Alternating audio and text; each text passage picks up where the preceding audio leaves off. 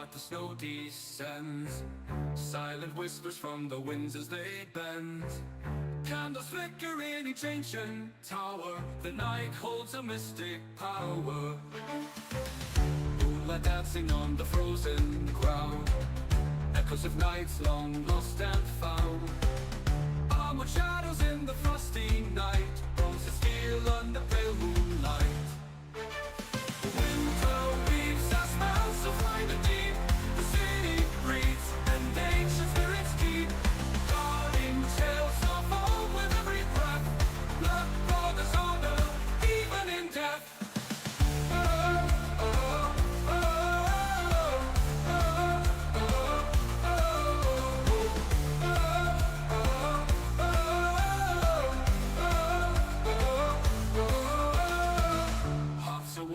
In the stone embrace, stories told by a crackling blaze.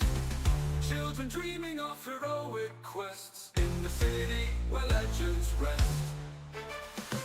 Snowflakes landing on a solemn cross mark the places of triumph and loss. Chills that whisper of a time before, hollow moments that we adore. Winter weaves the smells of light and deep.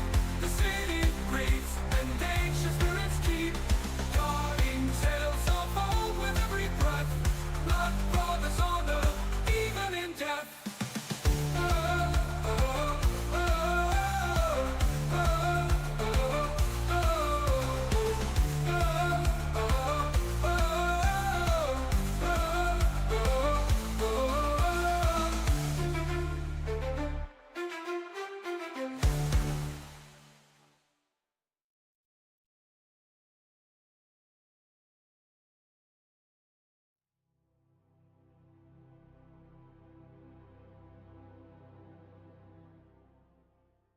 Hey everybody, welcome back to another Inner Sleuths live stream. Today we're hopping back into PAX Day, continuing our 30 days of PAX Day, and we're also going to be going over some of the patch notes here at the beginning. We're also going to be talking about the upcoming 24-hour subathon. As you all know, we have absolutely blazed past our 1,000 subscriber goal, and I gotta set another goal now, so you guys can just smash that one too. But we have surpassed the 1,000 subscribers. And I told you all that I would do my best to do a 24-hour subathon when the time came, and the time has come. I want to start off by letting you guys know that I'm thinking of doing the subathon, the 24-hour subathon. Well, but you know what? Before I tell you the date, if you look in the top right corner, you can see this is how it's all going to work. We'll build a little bit of suspense here. In the top right corner, you can see my overlay there for the subathon ends in, I've started it. This is a test. The subathon has not started. This is just a test to make sure that everything is functioning. I'm using Streaming Bot in order to hook into different events that will take place. So during this event, as Tangias go through, I want to make sure that if you do send a Tangia, check at how much time gets added. I'm going to try and keep up with that as well. And any other interaction, you can see the menu just down below. It's a little hard to see there in the red. I'm trying to find a color that would work well, but you can see it there in the grass now. That's the menu that's going to take place for the subathon. So anything that's $1 to $4 will be add a minute, 5 to 9, 5 minutes, 10 to 19 adds 10 minutes, 20 plus 15 minutes. Those are the different interactions that are going to take place during the subathon, and that time will be added up there. I did one little test with it, and it did seem to function. Also, subscribing will add, I think, a minute on as well. I mean, but that's a free interaction. Also, before we get into too much, I found out what was going on with the gifted memberships. I put out a video yesterday, I believe. I put out posts on all of my social medias to let you guys know, on all the different platforms to let you guys know exactly what was going on with that as well. YouTube has basically been little to no help at all in figuring that out. I had to really dig into it myself, and it comes down to the fact that you have to enable the ability to be gifted memberships. So if you would like to be able to be gifted a membership, it's free. It's completely and utterly free for you. It just allows you to be in the pool of people who are eligible to become channel members by other people who want to gift them. So if you gift a channel membership donation to the channel, and it does not show who it went to, you will be getting a refund. YouTube will automatically refund you because it means that there's no other eligible people. It means you guys have gifted so many memberships that every single person on my channel who is eligible is already a member, temporarily or permanently. So really big shout out to all of my channel members. Thank you guys so much for all the support. Thank you to everyone who was trying to gift memberships. There was many gifted memberships that were refunded back to you guys. So apologies for that. I have no control over that. YouTube just automatically sends it back when there's no one there who's eligible. We have a bunch of people in chat, so it's really great to see you all here today. Let's go through and see who we got so far. We got EOTB with the first word. Then we got Fadrill. Fadrill, always great to see you. Maven says happy Friday Eve. Happy Friday Eve to you, Maven. Hope you're having a great evening. We have Jennifer. Great to see you. Thanks for stopping by the stream. God's Silent Grace. We got Sagi. Sagi says, you're always starting. Wish it just started. That's my pre-show. That's my pre-show roll. Plays out the song, and then we get into it. With live streams, that's just how they roll. These aren't videos. These aren't pre-recorded or anything, so you're getting, live interaction here. Miss Darth Veda, thank you for being a channel member of the Junior Sleuths for 4 months. Thank you so much. Really great to have you here. I hope you have enjoyed your time being a channel member. Badger, great to see you as well. We got Salty Veteran, tons of people in chat and more people joining as we speak. So it's really great to see you guys. Thanks for stopping by the stream. This is going to be a test stream for the 24-hour subathon. So there's going to be a lot of me messing with things, tweaking with things, a lot of theory craft, going to be going back and forth. Before we get into all of that stuff, now that you know what this stream's going to be about, we're doing a giveaway this month. We are giving away another copy of PAX Day. We've given away several copies already. The last one went out to Hawk214. Congratulations on winning a free copy of PAX Day. If you'd like to win a free copy of PAX Day for yourself or a family member or a friend, first of all, you can send them my way. My favorite thing to do is to read your guys' messages and interact with you in chat. I absolutely love it. It gives you guys a voice. It lets us have good, constructive dialogue about the game that we all love, which is PAX Day. And I just love interacting with you guys. It's my favorite thing to do. So send them my way. I'll answer all their questions. I'll help them out. I'll teach them what the game all has to offer and let them make the educated decision for themselves if PAX Day is going to be for them. Waylon, great to see you as well. Welcome into the stream. I'll get to your guys' chats here in just a moment. But yeah, so we're giving away a copy of PAX Day. All you have to do for a chance to win a free copy of PAX Day is be subscribed to the channel, first and foremost, and then leave comments on any of my uploads. I have a program that at the end of the month, I'll run live with you guys, probably beginning of January. I'll run that program, and it'll pull a random subscriber and their message. You can get more entries by going back to anything from the 1st of December all the way to the end of December, any video, short, or anything like that that was uploaded. Go and leave a comment on it. You can get 1 entry per video. So all you have to do is go and leave a comment and you'll get an entry. If you leave multiple comments on the same video or same upload, you do not get multiple entries, though. It's just 1 entry per upload. But that's how you can earn a bunch of entries and increase your chances to win a free copy of PAX Day. Increase your plot count. Give it to a friend or family member who's thinking about getting into the game. Spread the love around this holiday season. This is normally where I'd say we have a sub goal of 1,000, but you guys have already smashed that. So the subathon is going to be scheduled for December 27th, starting probably around 3 p.m. It's a Friday, so I think most people will be able to tune in. I know several people who are going to be there with me throughout the entire thing. They're going to suffer with me through 24 hours. I'm going to do my best to make it through 24 hours. You can see the menu before you. It'll work just like this. It'll start off with that hour, and then boom, it's go time. All of those interactions will increase the clock up to a maximum of 24 hours, which means that it will end on December 28th at 3 p.m. if we start at 3 p.m. But I think that Friday is going to be the best day for everyone. We'll go into Saturday. I'm going to be sleeping the whole day before. Bean, how's it going? He says, sup, brother, testing this out. Did it add time? Can you guys watch the clock when that happens and make sure these interactions are working according to the menu there? I want to say it worked. That was a $2 one, so that should have added 1 minute. I think it did. I want to say it did. Thank you for the test. Thank you for the super chat. Really appreciate you. Great to see you in chat here. Maven says, suffer, haha, going to enjoy every moment of the shenanigans. It did work. Okay, cool. Yeah, so that's how it works. There's the menu right there. I really appreciate that test, Bean. Thank you so much for the first out of 5 super chats for this stream. That's our goal for this stream.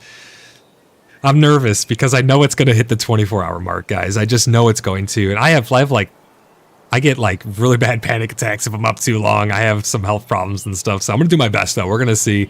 Hopefully we'll push through it. We'll do it together. Just like everything, we will overcome it. Bean says, how do we make it more? How do you make the clock go up more? So you can see the menu in the grass right there. It's in red. It's kind of hard to see. Maybe I'll put a box behind it. That's the menu. So $1 to $4 interaction adds a minute. $5 to $9 interaction adds 5 minutes. $10 to $19 interaction adds 10 minutes. And $20+ interaction adds 15 minutes. So I think that sweet spot's probably around the 10-minute mark. But that's going to be up to you guys. But that is the menu for the Subathon, as you can see right down below there. I think the latest by Maven Moon, that is from Tangia, and I think Tangia may be a good way to do it as well, because the minimum that I can do for Tangia is 1 token equaling 1 second, so it adds up to be a little bit over the normal curve. No, add more than $2. I think just when you're doing a super chat. Oh, let me check here. Whoops, my cursor's stuck in game. I think when you hit the show your support to Inner Sleuth thing and you go to super chat, you just drag that slider. Holy crap, it goes up to 500. That's nuts. But yeah, you just drag that slider. It goes, you can also type in there too, but it starts off 1, 2, 5, 10, 20, 50, 100, 200, 300, 400, 500. But I think you could just type in there as well. So you can put whatever you want. Then you type your little message and then you send it out. But there should be a slider. There should be a slider there, I think. But yeah, I think Tangia is going to be... Yeah, that definitely worked. That 100% worked. That added 5 minutes. That's working perfect, right, guys? That's another bot that I have hooking into that. Jennifer, thank you so much for the super chat. Thank you for that test there. Really appreciate you. Appreciate you guys as always. You guys always show so much support. It's unbelievable. You guys, I want everyone to know, no one has to ever feel like they need to give to the channel. I do this for free to give back to the community, to say thanks for just coming and joining our Discord, for coming and hanging out with us and playing games with us. Let me reply to that. Thank you so much, Jennifer. Really appreciate you guys. And thank you guys for being a channel member as well. But that's exactly how it's going to work right there. Boom, that time got added on, and you can see how much the uptime is right below that. And so the top number that's ticking down, that's how much time is left before it would come to a close. And the one below it is the uptime. The uptime can go up to 24 hours. But yeah, if you guys would like to join us and get a little behind the scenes or take part in the Subathon or take part in the community in any way, shape, or form, type !Discord in chat right now, and you will get a link over to join the Cheeky Buggers United community Discord server. Really great place. Honestly, we play all kinds of games together. I always tell everyone, it's not just about PAX Day. We play Star Citizen. We play a little World of Warcraft. We play all kinds of little goofy games here and there to fill our time and have fun. Whenever someone's feeling a little burnt out on PAX or whatever it may be, we play all kinds of stuff together and we just have fun enjoying each other's company. It's a really great place to meet new people and have some fun playing any kind of games or even just chatting. I mean, sometimes we just chat on there just because. Maven with the 3rd out of 5 super chat. Stag and Willow Inn is always open to serve your lodging needs in Bloodhaven, and we're ready for the 24-hour event. Ran by Fadril and Moon. You know what? I really appreciate the sponsorship from the Stag and Willow Inn. You guys are the greatest. Thank you so much. And I can't wait. It's going to be fun. I'm just nervous because staying up for 24 hours does not sound appealing. It sounds difficult. I have set some rules for it that I will remind you guys on day of as well. Every hour, I'm going to take short breaks to stand up, stretch, move around, get water, go to the bathroom. Every hour there'll be like a 5-minute little buffer where I'll be able to run, get a drink and stuff, stretch. I'm not sitting down and for 24 hours straight. That's not happening. So every hour I'm going to get up and stretch and stuff like that. Jennifer says, I was hoping we can talk about what is selling in the market stalls. I'm trying to fill mine, but want to do so integrally based on what people are looking to buy. Absolutely, yeah, we can have that dialogue as well. The market stalls just came out for anybody who doesn't know. Market stalls just got released with the gold currency. Right now, it's all very subjective. I think you need to get from the item what you think you're happy with, like price-wise, because prices are all over the place. Things are worth different amounts to different people. So if we look here in game, like I bought some stuff from people just to give a little anonymous tips to people around town. In the Order of the Blood Brothers, we're not selling things to each other. If you guys agree to that and you think that that's fair and you're like, hey, I want to tip you or something, perfectly fine. But we're going to keep doing business as usual in the Order of the Blood Brothers. We're not going to be selling stuff to each other. We are a clan built on loyalty and respect for one another and honor. So we are not going to be selling things to each other. I went around and I just purchased some little odds and ends just as a thank you to certain people. I've tried to hit like every market stall I could, a little bit here and there and stuff, just to be like, thanks. Here's a little something, little tip, you know, it's a good way to give anonymous tips to people. But yeah, Jennifer, we could definitely chat about that. I'm going to go over the patch notes that we got. Well, not really. I guess it was kind of patch notes. They fixed certain things. We're going to go around and test that as well. Salty Veteran says, and bartenders go to bed early, so open the bar after 9 p.m. Fadril says, just went up another level in brewing. I definitely can bring the ale. Hell yeah, dude. Nice work.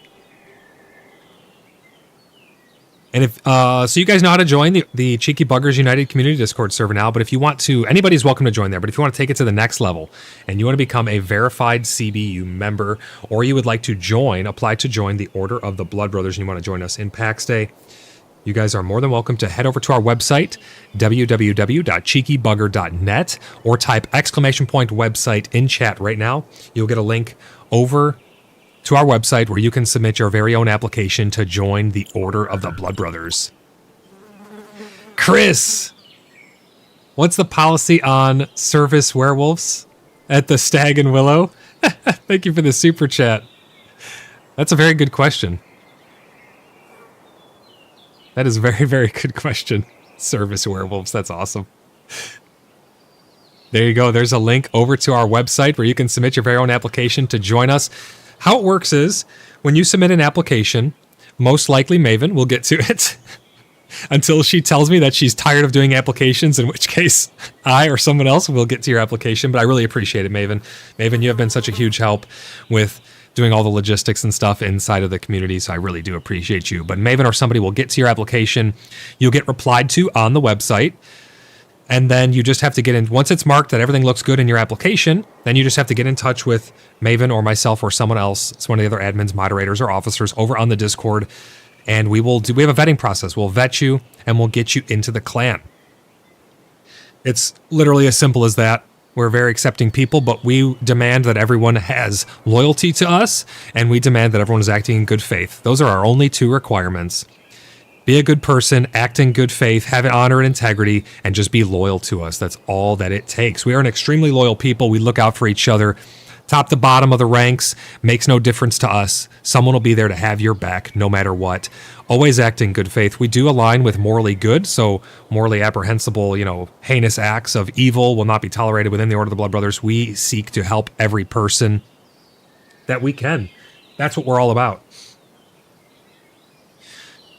That being said, we accept pretty much everyone. You don't have to be an elitist. You don't have to be the best player in the game. It doesn't matter to us. Just come as you are and act in good faith and do your best to be a good neighbor and be a good friend to everybody on the Discord and in game. And that's literally all there is to it. It's all built on loyalty. Your most important asset is your loyalty, your honor, and your integrity. And I don't want to ever have that be underplayed or understated. It is your most important asset right there. I don't care when we run a dungeon. I don't care if you're least DPS or, you have no idea what you're doing. We want gaming to be fun. That's what our community is and always has been about. Having fun with good people, playing good games, and making good memories. That's what it's all about over here at the Order of the Blood Brothers and the Cheeky Buggers United. But basically, once you apply and your application gets gotten to and gets addressed, then you'll be granted access to the verified CBU member role over on Discord. What that means is you now can apply. You don't really have to apply. You can now let us know, hey, yeah, I'm applying and it's for PAX Day, or I'd also like to do World of Warcraft. I'd like to get into that guild, or I'd like to join this private server. You get instant access to anything that you want to have access to. This type of application process and this separation here allows for friendly allied clans to be able to still become a verified CBU member, acting in good faith. They could be a part of the community. And it allows them to do other things that we do besides PAX Day, because I understand that not everyone's going to want to join the Order of the Blood Brothers in PAX Day. You know, you could be an ally of ours and you could stay completely independent in PAX Day, but then you could also choose to, you know, play World of Warcraft with us, or join our Star Citizen organization, or any private servers that we host, like Project Zomboid. They just released onto the unstable build. It means it's going to be coming out pretty soon, which means we're going to be making a server. We're going to be having some fun in Project Zomboid. Gets you instant access to all of that stuff. And it's our way of keeping out the trolls and the bad faith actors, keeps the community fun and enjoyable for everybody involved. But that is how you do those things. You can see Tangia is paused in the bottom corner. Again, I think Tangia is a little bit ahead of the curve in terms of its value to the subathon, in terms of price per time added. I think it's a little bit ahead of the curve because, again, I could only have it be a minimum of like 1 token per second. It's like, it's the lowest it let me go. So that it is what it is. Take it for what it's worth. If you guys like Tangia, you can type !Tangia. Takes you over to our page where you could do all kinds of fun interactions. I had a rule, and I might have to disable it. No jump scares in the second half of the subathon. After 12 hours, I'm going to have to restart my stream because YouTube only keeps 12 hours. So when the subathon happens, we'll reach the 12-hour mark. The stream will go down, and it'll come back up. And then the second half of the stream will start right where we left off. And essentially no jump scares in the second half. I'm not going to be having my heart rate skyrocket on no hours of sleep. So no jump scares in the second half, please. If I have to disable them, I will. But that and my 5-minute stretch is all I'm asking for. But that's exactly how the subathon's going to work. I think I covered all of that. Let's go ahead and unpause Tangia and let's get into any questions, comments, concerns you guys have. This is a chillin', chatting, and theory-crafting stream as well. So we're just going to be going around, taking care of business as usual, chatting about the future of the game. I do want to pull up the patch notes here because there was some changes that have taken place. So let me get those pulled up on my other screen, and we will get into it. My skull caps are overflowing. I think I need to... Oh, wait, you know what? Is this empty? No, I think this one's empty. One of these is empty. This one is right here, yeah. Let me pull up those patch notes and let's take a look at them. Whenever something is not big enough to warrant an episode of PAXcast, I just cover them here at the beginning of my streams. So today they ran a plot cleaning. You had to meet all kinds of requirements. Hardly any plots were going to have been removed, but they did do a plot cleaning, maintenance this morning at 4 a.m. Central Standard Time or 10 a.m. UTC. You had to be inactive. The players of the plots have not logged in the past 21 days. The building pieces on the plot were less than 10 building pieces. It has less than 2 chests, and the crafters... And it has less than 5 crafters on the plot. You have to meet all of those stipulations for your plot to have been removed. But if you're worried about that, log into the game, replace your plots if they got removed or whatever it is that you want to do. But that is, you had to meet all of those criteria in order for your plot to be wiped. So hardly anything got wiped. They did put out another little holiday, happy holidays, an exciting bonus info little thing here. There's nothing really too big in there. It's nothing really new. But they say, hello, Paxians, the end of the year, holidays are just around the corner, and we want to wish you all a joyous and relaxing holiday season with your families and loved ones. We'd also like to take this opportunity to once again express a heartfelt thanks to the whole community for your incredible support over the past months. Your passion and feedback whether on Discord, Steam, or directly in-game, has been invaluable in helping us shape the future of PAX Day. And that's why I always tell everyone, put those F8 reports in, voice your opinion here. If there's something you don't like, make sure you voice it here. As long as you're acting in good faith, I love to read your guys' comments. Having that is extremely important dialogue for us to have. As the new year approaches, we're thrilled to announce that fresh content will be available as early as January.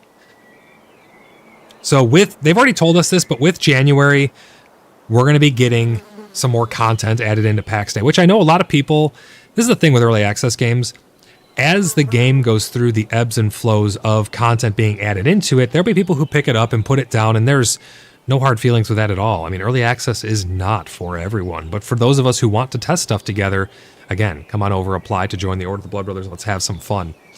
I think we're at over 225 registered members now. It's insane. The clan has just absolutely exploded. So has the community. It's wonderful to see. Thank you guys for all the support and everything. We'll continue, or we'll confirm the deployment date early next year. So they're going to tell us exactly the date early next year. So sometime in January. We've already mentioned the upcoming Grace feature, and we're happy to confirm that it will be going live next month. So sometime in January, again, we're going to have that Grace. We talked about that in the last episode of PAX Cast. Make sure you guys check that out. You'll soon be able to cast miracles and blessings while venturing into PAX Day. We'll share all the details about this exciting update when we're back in action after the holidays and from our chocolate coma. There's more good news, they say, and if you think this is good news or not, I don't know, but GeForce Now, you'll be able to play PAX Day on GeForce Now, as well as it'll be on the Epic's Game Store. I don't really use the Epic Game Store. I think the place is just, it doesn't have the features and the tool sets that it needs to be a full-fledged platform. That being said, there was some spicy stuff that was taking place with Steam. Steam has confirmed that you do not own your games on Steam. You own a license to the game, and if you get banned, you lose your entire account. So take that for what it's worth, too. I really do like Steam. I think they've done some great stuff for consumers in the past, but their future actions and their current actions are really going to dictate the response from the community going forward. But GOG, GOG, has taken a firm stance that once you purchase from them, you own what you buy. They can never take it away from you. It is offline. There's no like licensing or key software running in the background. You own it. It's yours. Really interesting take there, but that we can get into that more if you guys want. But Epic, it's going to be on the Epic Game Store early next year as well. It's got some thumbs down on that because Epic, I mean, I don't know, Epic's just kind of a joke, really. I know some people like it, but it's just not really even a full platform. And last but not least, PAX Day will be discounted from the Steam Winter Sale starting December 19th at 6 p.m. UTC. So I think it might already be on sale now. Get your friends on board with a 35% discount on Journeyman packs and 20% discount on all DLC. So you'll be able to get the base game for 35% off, as well as 20% discount on both upgrades there. And then they say, those are all those are all the surprises we can unveil for now. They say for now. There's going to be more. I know we're kind of used to that hurry up and wait kind of mentality with Mainframe. Rest assured, we've got even more surprises in our secret stash waiting to be revealed. Stay tuned, they say. We're excited.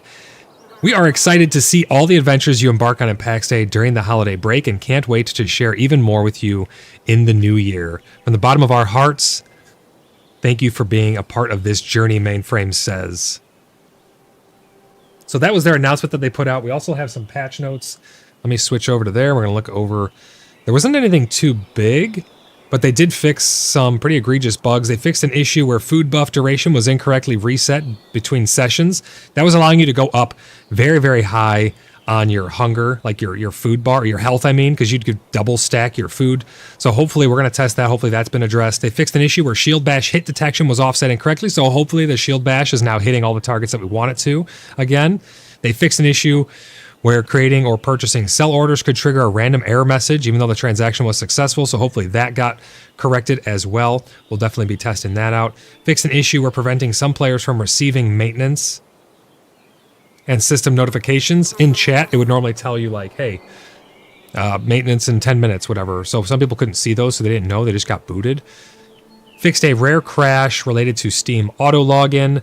Fixed an issue causing excessive iron nodes in the quarries. We showed that off. It was crazy. I mean, there was like 1 million nodes in the quarries, and I there's no way that was the intended feature. So they obviously it wasn't. They've corrected that.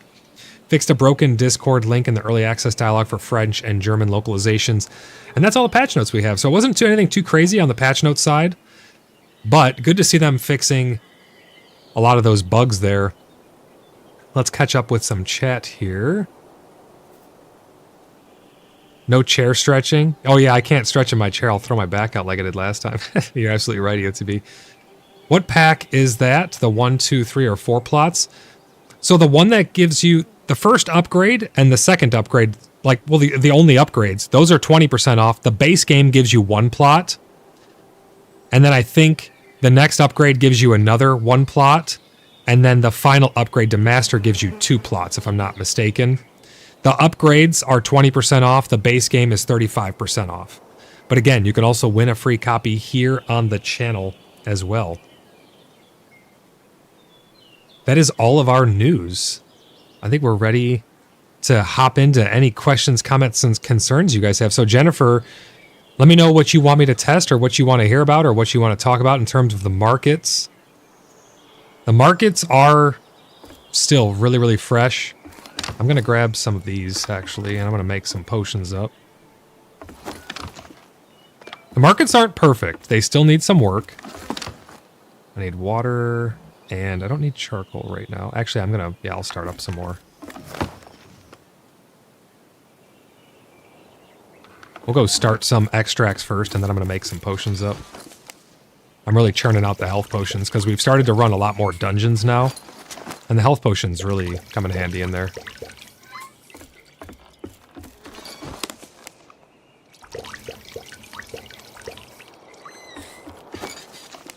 I'm going to need to grab some more water here. I'm going to run out to the well. Performance is all over the place, I've noticed. I'll have good performance one day, the next day, absolutely terrible performance. Yesterday I had over 120 frames in town, and now I'm at, well, 75 currently. But when I look in certain directions, I have 80, 54, 53. So it's about like half of what I had just yesterday. It's kind of strange. I don't know what's dictating that, but performance is definitely all over the place. I don't know if you guys have experienced that as well. Let's get all of these extracts going. I'm going to start up some brews. Let's see, is that all of my skull caps? It sure is. We'll put this away. And I'm going to need to grab a crap ton of my glass vials here. Jennifer says, any item travelers seem to want or need? Anyone notice certain things selling over others? That's a good question. Guys, let me know in chat if you guys have any answers to that. I'm going to go on a limb and just say it's the obvious things that are going to be expensive. It's going to be your tattered sigils, your high-end crafted gear. It's going to be potions, consumables, but I think things that will sell even, I think charcoal and wood even will sell to somebody. I mean, maybe not wood anymore because it's so easy to get, but charcoal does take time and effort. I mean, you have to actually have the space to burn it and all that. So charcoal is definitely going to sell no matter what.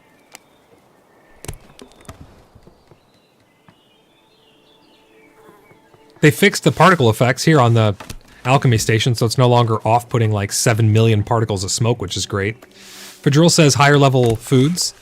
So there you go, Jennifer. If you have any high level foods or anything like that, those seem to be selling according to Fadril.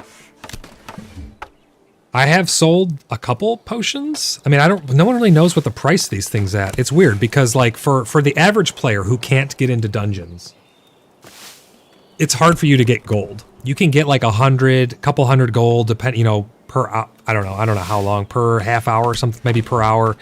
The surface POIs don't really give you that much gold. But then if you are going into a dungeon, we get unfathomable amounts of gold. I mean, you could loot. I just sold something actually, because look, I'm at 8,054 gold now. It's insane. Basically, if you loot one majestic loot pile in a dungeon, you can get like upwards of 140 gold or something like that in a single loot. Then you just go around, do some stuff, or sit there and wait, and then you can loot it again. You get so much gold inside of dungeons that it's just crazy.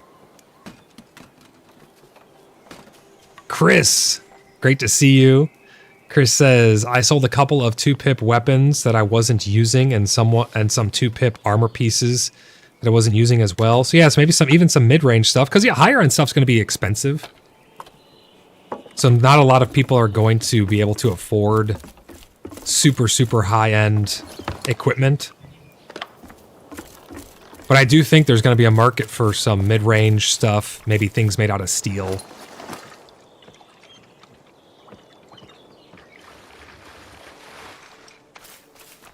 Oh yeah, leathers. That's a really good one too. Waylon says boiled leather and wrought iron materials. I think boiled leather, yep, leather materials probably really high up on that list as well. Because those all take time, you know. Anything that can save somebody time by them purchasing it, I think that will be alluring to them.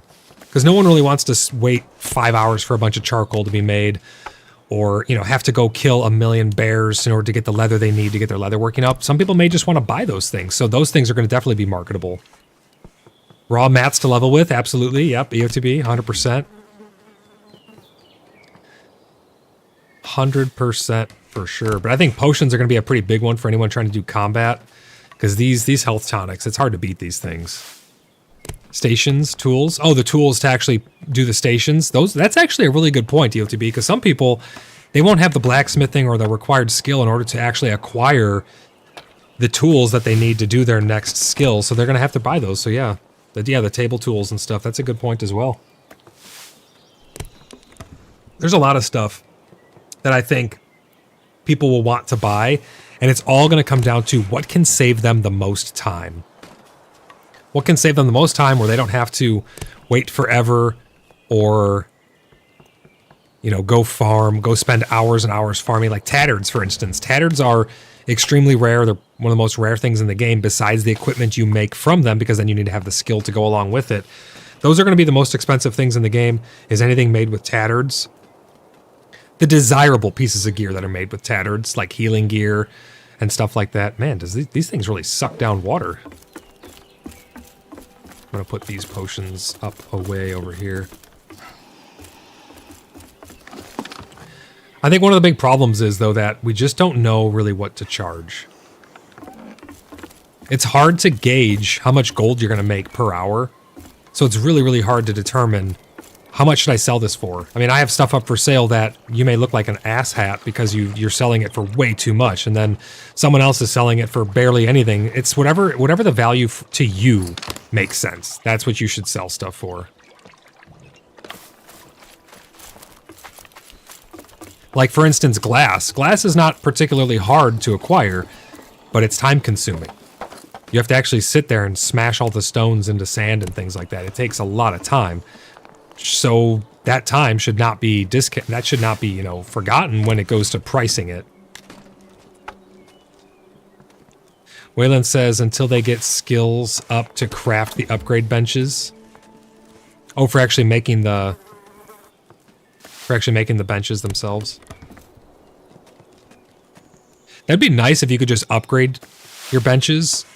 Once you get to a certain skill or whatever, you could just go to the table itself and upgrade it, as opposed to needing to, like, actually pick it up. I think that'd be a nice quality of life addition to the game. For those of you who missed it also, make sure you go back and check the last episode of PAX Cast. We went over a lot of stuff in there. It was pretty cool to see some sneak peeks like we did. Oh, I'm out of vials. Vials are going to be a big thing for me.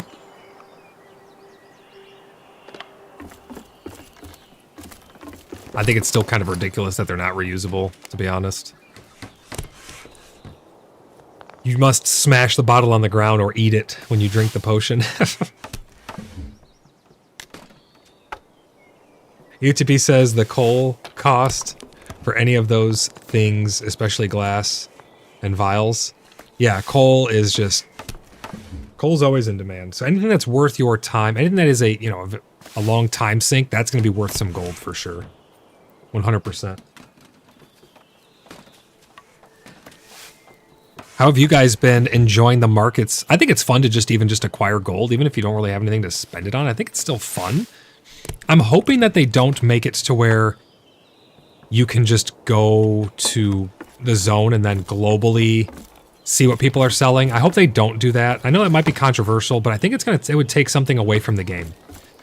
Actually coming to Bloodhaven's Moonlit Market, which we're going to be getting some events running for as well, actually coming to the market, there's something special about browsing, and it's like you're window shopping, you know? You get to actually go to the store as opposed to just buying something on Amazon would be the equivalent of entering the zone, seeing everything that's for sale, and then choosing to go there or not.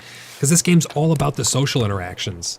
It's all about actually interacting with people and going to cities and stuff like that. Waylon says, charge what your time is worth. Absolutely, yeah. That's what I mean by that. Like, only you can really, truly determine, hey, well, it took me 6 hours to acquire this. I need to get some level of value back for that I can turn that into a piece of gear or something. You know, take that gold then that you got for grinding, whatever it may be, the leather, the charcoals, the glass, the vials. You sell those things, you get the gold, and now you go purchase a piece of equipment that maybe you normally wouldn't be able to acquire. You translate your time into resources, the resources into gold, the gold into the item you want. So therefore, your time equals whatever item you're trying to acquire. And I am just sucking down water. Do they increase the amount of water that's required for this? I feel like I'm going through a lot more water than normal. Luckily, the wells are a little better now.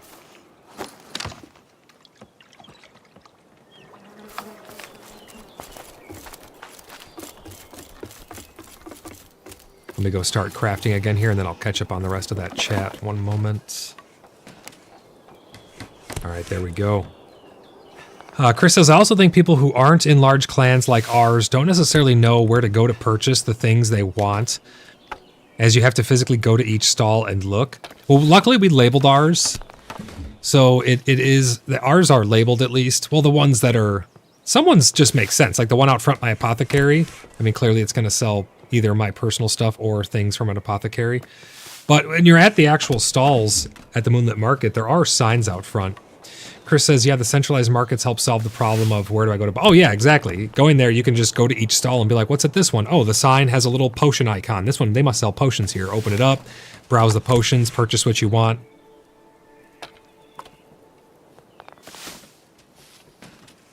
Yeah, I like the idea of having a big marketplace people can come to. I do think... I'm trying to think of how they could integrate, because I'm not a fan of having external tools for things like, for instance, Elite Dangerous. They had a bunch of external tools that you had to go and use in order to determine how to actually do stuff in the game, like for their engineers and whatnot. I'm hoping that they can find a way to let people know on the... Maybe they could mark the density of cities on a map. They could let people know, hey, this map, this part of the map is highly dense with players or something like that. And then the chances are there's going to be market stalls there. They had thrown around the idea of just marking market stalls on the map as well, but I think if they had a heat map of where players are, that could just inherently tell people where to go. I want cartography in the game, so I'm a little biased on that. I think cartography would be a really cool profession for people to have, making their own maps, marking the stuff, selling that map data, or selling those maps to players so that they can update their own personal map with it, and then, you know, have Fog of War on the map. I think something like that would be really, really cool, honestly.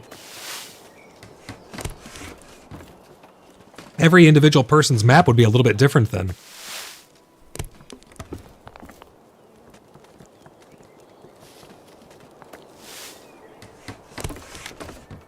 I'm going ham on these potions. If anybody needs potions in the Order of the Blood Brothers, let me know. And if anybody wants to buy potions, you know where to find them. I can make you pretty much any potion you want. These poison resist potions, I have like 3 chests full of them. They are the only thing that really levels me up that much, but I don't really need more of them, so I can already make the best health tonics. I'm just staying at level 39 pretty much. Level 39 and a third. UTB likes the idea of a heat map. Yeah, I think that'd be pretty cool. And again, guys, this chillin' chatting and Theorycrafting is a big part. You got to take everything that we come up with a grain of salt. Most of the stuff we mention is probably not going to come to fruition, but we like to just think of cool ideas and cool ways that the developers could implement things into the game that would benefit us in some way.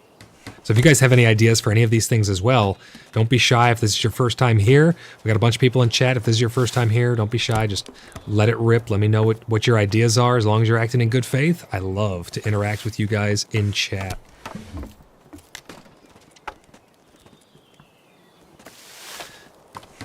But yeah, Jennifer, I think charging what your time is worth to you, and anything that is used to level up is probably going to have a pretty good value associated with it. Anything that saves someone time, or anything that's just really, really rare or very strong. Those are probably the 4 main categories of things that are going to be worth quite a bit to other people.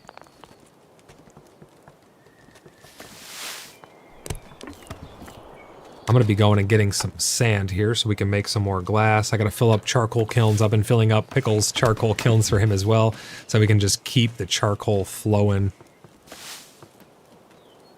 There's always a lot of housekeeping to be done. Let's see here. So now we got, let's put these back. I think that's enough health potions for now.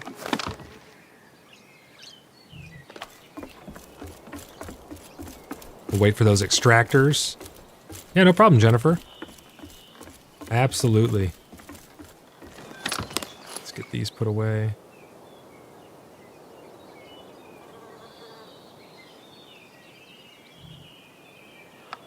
You'll notice I have multiple helmets. It's because I like the way this helmet looks. But I like the strength of this helmet. And I'm not worried about it getting damaged. And then I have this one for healing, because that Divine Remedy 4 is unbelievable. And I have 2 bracers, because I have Arms of Adrena, which gives a massive health regen buff. And then these are my beat 'em up bracers. And then I have 2 shoulder pads because I have the Magnificent Leather Pauldrons, which give an AoE plus 60 HP buff, but I don't want them to get beat up either, so I switch out all of this gear depending on what I'm doing. It's kind of cumbersome. I wish that they could find some way to let you have these spells without the fear of that item or whatever getting busted, because people are just going to swap them in and out like I'm doing, and it just makes the system feel kind of clunky, to be honest. So I do hope in the future they can alleviate that somehow. As well as having only those 5 spell slots. I have 1 bound to my mouse right now, so if I do F4, I put on this helmet. You can see now my F2 will do Divine Remedy 4, which is a 46 health heal. I got Radiant Mend. What happened to the cast bar? Cast bar is gone. Arms of Adrena. There it is. That's weird. It just popped up now. Blessed Renewal 3 gives you that health regeneration.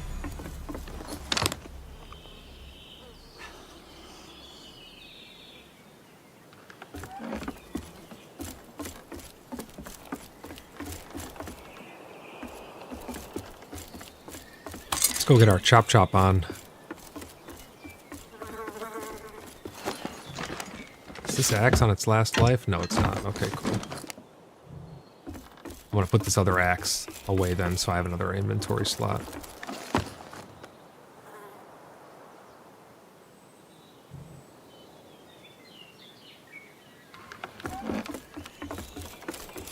Charcoal, charcoal, charcoal. One of the biggest things.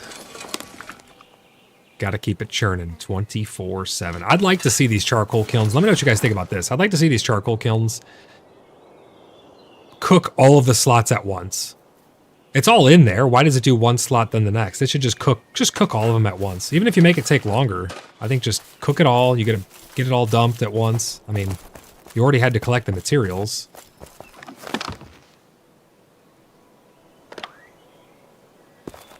Jackson says, yeah, it would be nice. My running around here at home gear has different spells from my let's go kill something big gear. Yeah, absolutely.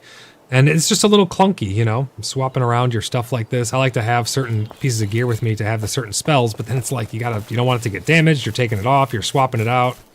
It's just a little clunky. Let's go chop some wood. Fill up our charcoal kilns. And then we'll go fill up Pickle's charcoal kilns as well.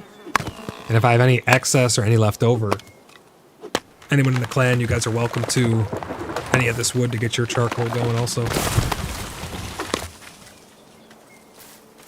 I'm wondering what other miracles or how that stuff's going to equate into gameplay. Because they told us that early January we're going to be getting those miracles and those blessings. What are some cool things that you guys think could be done with miracles and blessings? I want to hear from you guys on your take on that. We talked a little bit about that on the last episode of PAXcast. But I'm really curious your thoughts on... what other miracles and blessings we might be getting. And for anyone just tuning in, the top right corner is not, it's not an actual subathon right now. I'm just testing that. That's all that is. I'm making sure it's functioning. And then on December 27th, around 3 p.m., it'll start. And we will go till December 28th, 3 p.m. if the clock allows.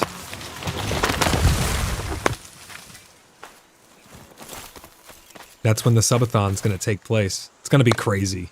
It's going to be absolutely insane. You guys are not going to want to miss it. Mark your calendars. December 27th. It's a Friday. And we'll go into a Saturday.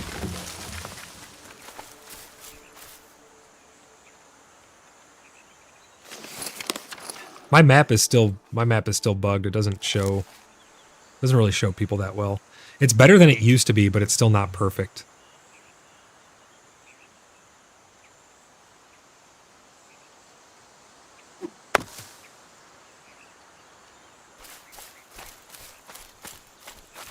EOTP says agreed and burn any wood as well.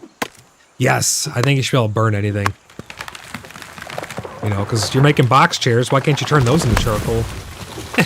You don't need them. You're just going to dump them on the ground.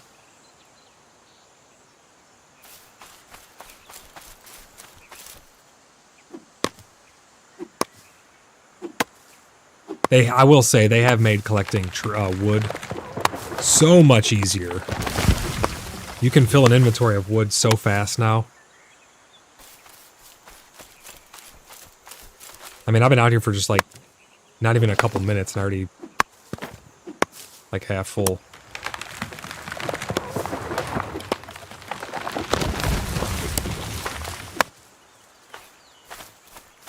For those of you who have missed it as well, they have made combat a lot more challenging again. I'm a big fan of it. There are some concerns with the fail-safes that they have in place, such as enemies teleporting to you and stuff like that. We've found some bugs that are detrimental to group play in dungeons.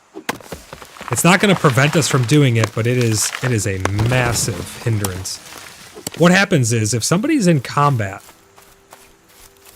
and they, for some reason, cannot be reached, the enemy will teleport to you. So if you get stuck in combat, we were on the staircase in this one dungeon, and we were stuck in combat for some reason. It's just combat music, constant. We were stuck in combat, and we had literally what felt like the entire dungeon teleport on top of us multiple times.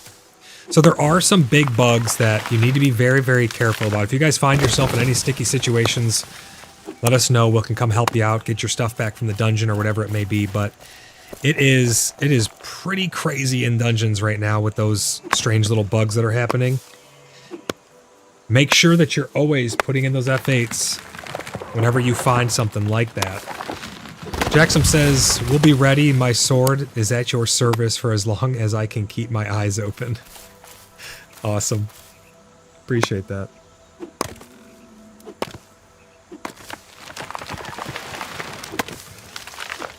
Yeah, that subathon's going to be a lot of fun.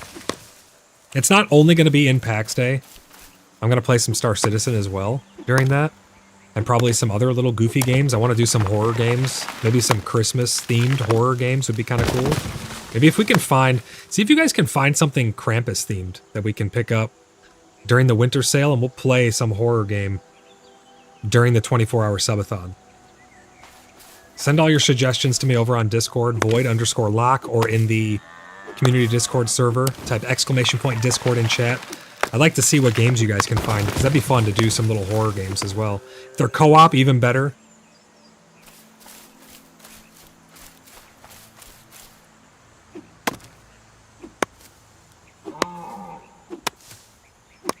All right, dear, we get it. He's running off into the woods. Oh, he's coming back. I heard rain for the first time last night. I've heard reports from other members that they could hear rain and thunder, and they could hear weather, and they could see puddles and stuff, and it looked like the textures like things were getting wet. I think we're going to be getting weather before we know it.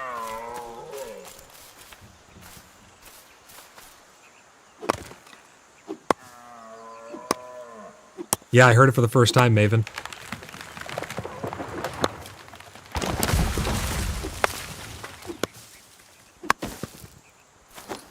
Alright, we're jammed packed. Since we're right here, we're gonna fill up Pickles first. Because he's right here. Let's go fill up his kilns.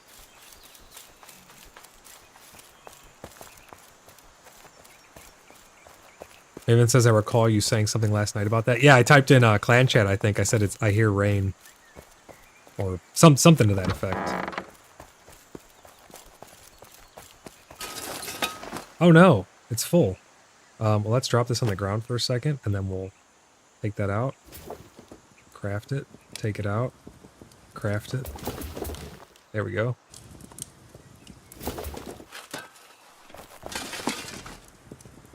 Pickle, I'll put this all in your chests as well, but I filled all of these up. I've been trying to keep them full, but it's a lot of wood.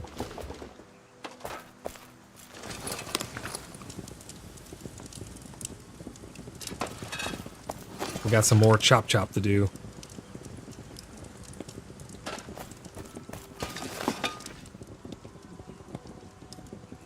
So one of the things that we all think is going to be a blessing is going to be traveling. That would be under the general tab that they haven't shown us yet.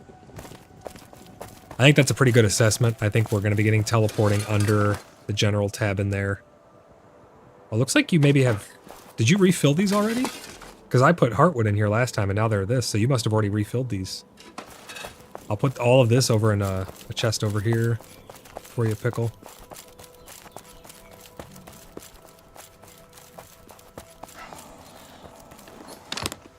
Boom, there you go. And now, back to the chop. But I'm really curious how the teleporting is going to be working. UTB says, get Void over to the factory to the north with Grace travel and chop. Yeah, I'm really curious how it's going to function. I mean, obviously, we've harped on it enough now about my concerns about turning the gold into Grace. We're going to have to just see what it's actually like. I do have concerns over it, but we're going to get our hands on it soon enough. I mean, we're really not that far away. Couple weeks, and we're going to have our hands on that Grace. I hope they can think of some more cool ways to make Grace interactive. Because I'm really curious what it's going to be though too. Because right now, it looks to be, you take gold, you turn it into Grace, you take the Grace, and you spend it on increasing maybe your skill acquired from crafting, or maybe it reduces the fail chance on crafting. We don't really know exactly what it's going to do yet. We showed off again in the last episode of PAXcast. We showed off the screenshots that we had available. But we don't actually know how it's going to translate in-game. We don't know what the actual effect's going to be. I think that it's going to be something that's global. Let me know what you guys think it's going to be in-game. I think it's going to be something universally applicable to all skills across the board.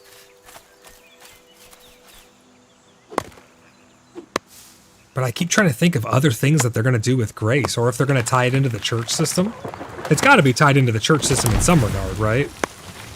Because they said it's going to be a tithe.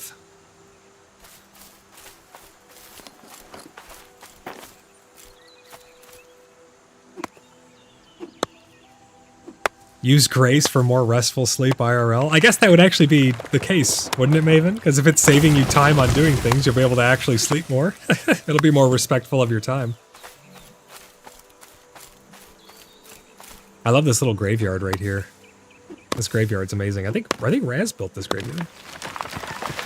Yeah, how's it going? Welcome into the stream. Yeah, great to see you again. Really appreciate you stopping by. Yas says, Grace could be useful to enhance / gem your gear and weapons. That would be interesting. I think that's going to be done through the jewel crafting. Maybe they'll add enchanting as its own profession, but I think that's going to be done through... You'll be able to have enchanted gear from jewelry like we had in the alpha. I want to see that fur armor as well. Well, I don't want to just see it. I want to get my hands on it. I want to see it in-game.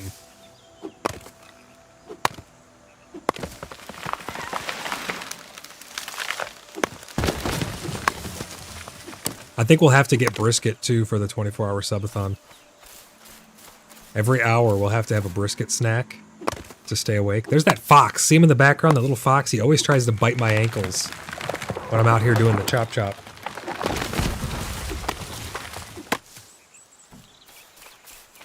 Get over here, you little bastard. Little spy fox. Spy fox no more. Jackson hitting us with the double brisket. Yeah, I think it's going to have to be a brisket day, too. Because we're going to have leftover brisket. I'm making a brisket for Christmas, I think. We're going to have a bunch of leftovers, so... I'm going to brine a brisket and slow cook it. It's going to be amazing.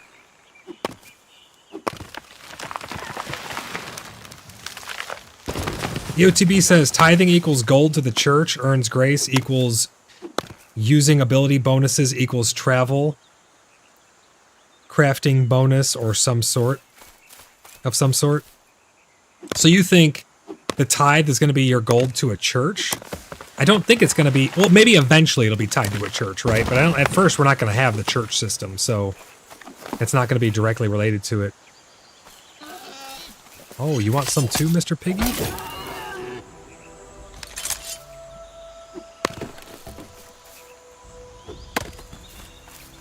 Let's go fill up some more of those kilns.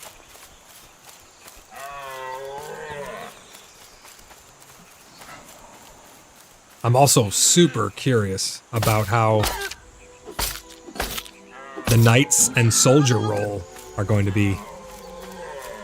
I cannot wait to check that out as well. Jennifer says, look at this freaking deer. She didn't say that. I said that. Look at this freaking deer running through your house, Pickle. Don't worry, I took care of it. Crisis averted.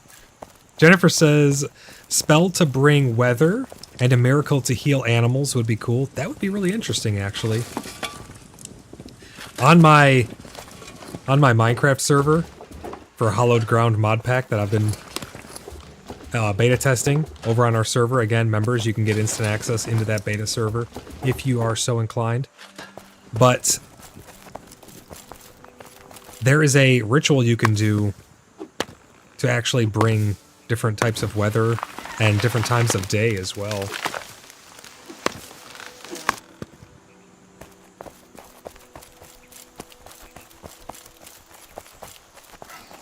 UTB says 2 cents.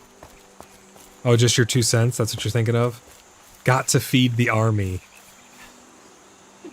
That's right. Man, PAX Day is such a unique game.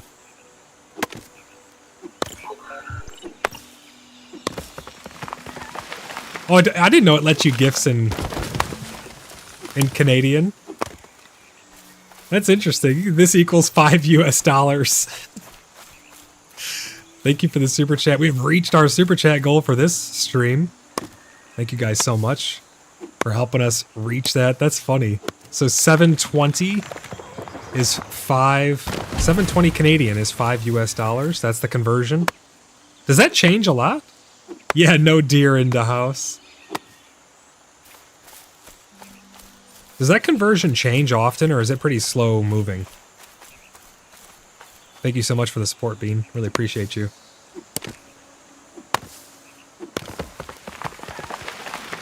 Unreal Dev says inflation is real. Yeah, inflation's insane.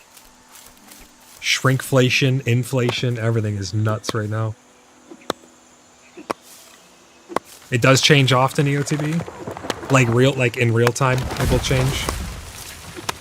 I wonder how often YouTube updates the cost conversion.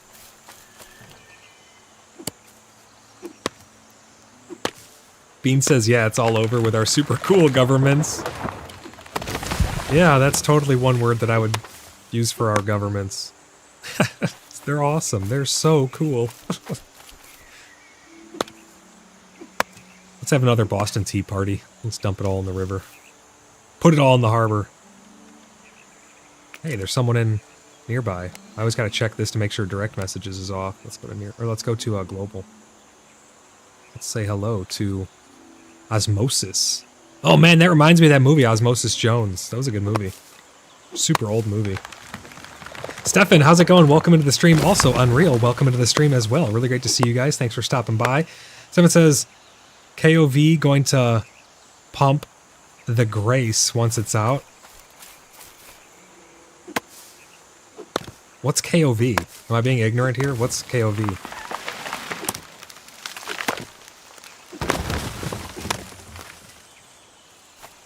Bean, you're not allowed to be on stream voice-wise anymore because you say the R word so much. We tried that. I gave you multiple chances. You cannot be trusted. We tried. You're gonna get YouTube dead. The YouTube algorithm's gonna hate me. I'm just messing with you, man. It doesn't bother me, but it bothers the YouTube algorithm.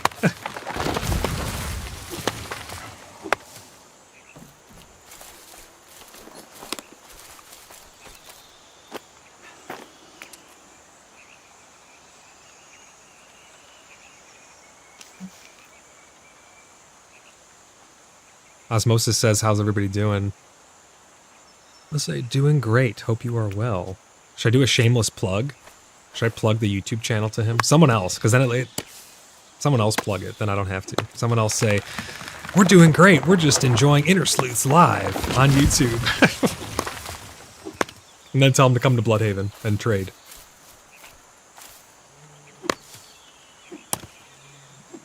Bean is dying over here.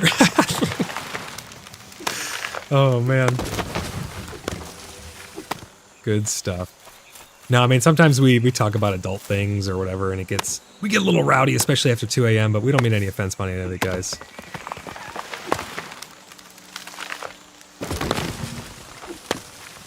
Oh, Knights of Valor, Stefan says. Gotcha. UTB says daily. I think it's like the exchange rates. When they change, it should change within 24 hours. Oh, okay, that makes sense. So every 24 hours, that stuff's getting updated.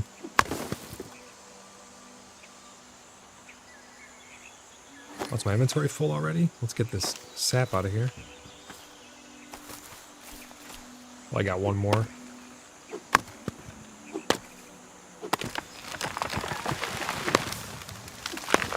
Somebody pop in global. And tell them to come hang out on stream. Tell them we're doing a chill and chat and theory crafting. In the global. I can't plug my own. I mean, I guess I could. I could plug it. They got to know about the 24-hour subathon. They gotta come and have some fun. You know, we got to spread the joy this Christmas season. Raven says UTB. That's who we saw last night. Oh, the Knights of Valor? Maven says Osmosis is part of the Lost Boys clan. They've been spotted hunting around in and out of our buildings. Oh, are they checking chests? They doing the old chest check? Is that what's going on? There's a lot of goofy stuff that happens in this game. I think people are ultimately like pretty damn bored. So I think that they have a lot of free time on their hands, and there's a lot of discontent that's been going on.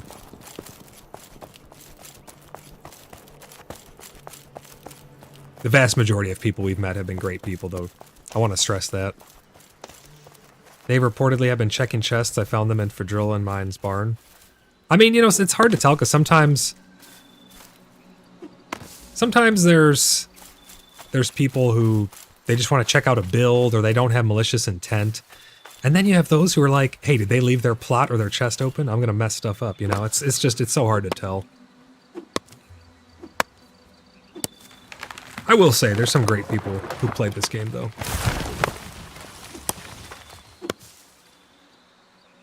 Maven says moving from stack to stack of chests. Oh, just going, literally checking chests. 100%. Yeah, that's sketchy.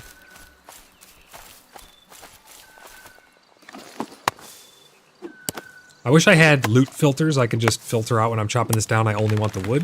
That'd be really nice. Quality of life, I think. Maven says, oh, there's a ton of great people who play. Absolutely, yeah. Honestly, it's why I'm so happy about our community. It's so easy to just, hey, you want to do something? Here's a slew of people that can chime in. You know they're all good faith actors. They've all been vetted and verified, and you are good to go.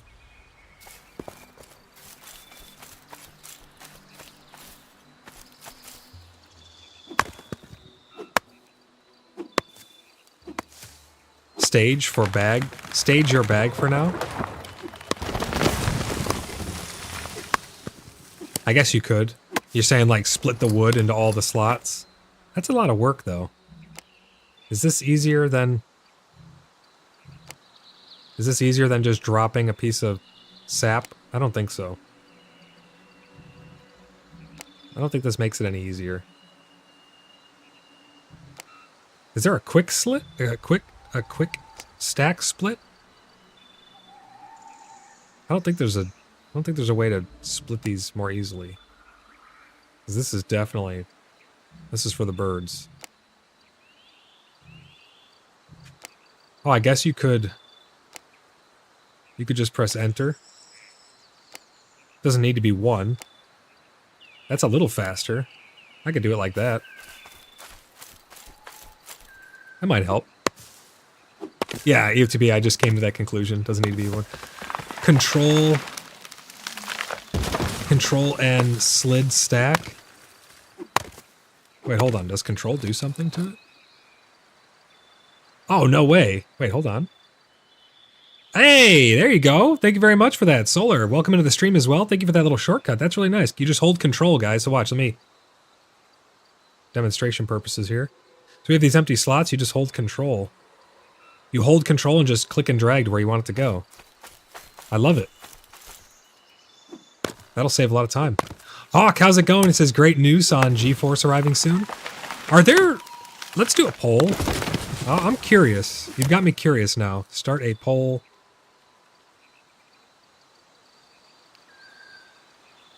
Who likes GeForce? Who likes GeForce Now? Or I'm going to say, do you like GeForce Now? Let's do that.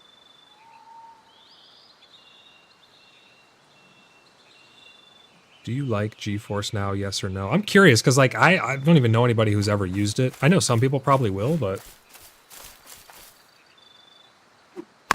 I'm glad that you're looking forward to it, though, Hawk.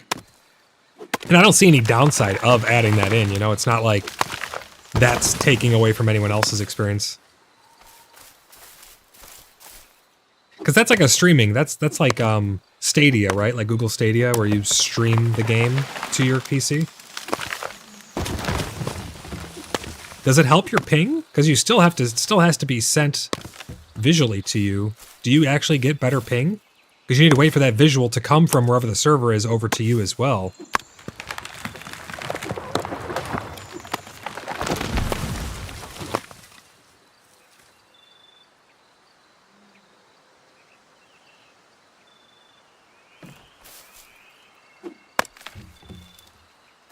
Yeah, it's like remote play UTB. Okay, yeah, that's what I thought it was.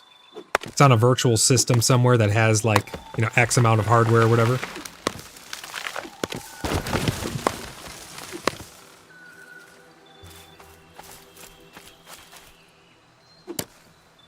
Solar says, so it's a shadow play, a shadow PC basically. Uh-oh, we have a little friend coming over here. Sorry, Mr. Fox.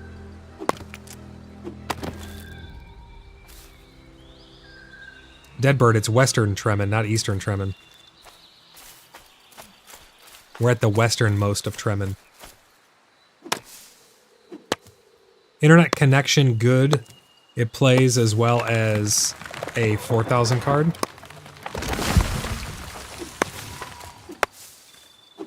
So it is a pretty good experience then for people who have bad hardware or who can't afford good hardware. That's interesting. Yeah, I've never really known anyone to use it. I mean, until now. So essentially you're paying for the service and then you're renting the hardware, right? Like virtually. You're virtually renting out the hardware. You get to use it for now and play whatever you want.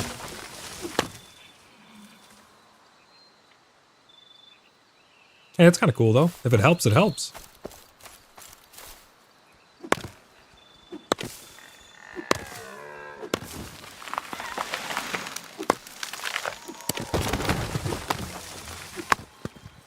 I keep trying to think of all the different blessings and miracles that we could get our hands on. Solar says, I know a smaller streamer that used a shadow PC. Oh, they actually stream from... Wait, they stream from that? You could do that as well? That's kind of interesting. I thought it would have been just for playing games. They can actually stream. Oh, they probably stream on their PC and then they run the shadow PC or run the service to play the game. So that way they have more hardware left over on their PC to do the streaming. That's probably what they do, huh? Deadbird, Western Tremon, my bad.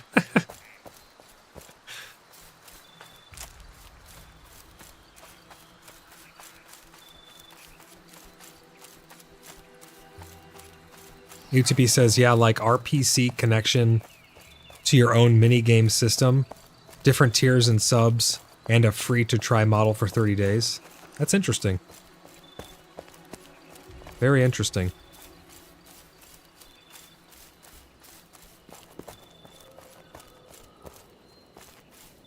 Now we're going to fill up our kilns.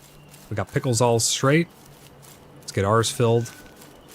And let the charcoal commence.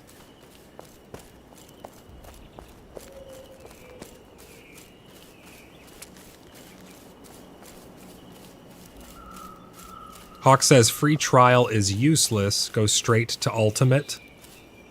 Well, I don't mean, normally free trials just get your foot in the door to make sure you can understand the interface and stuff, so I wouldn't say maybe it's not useless.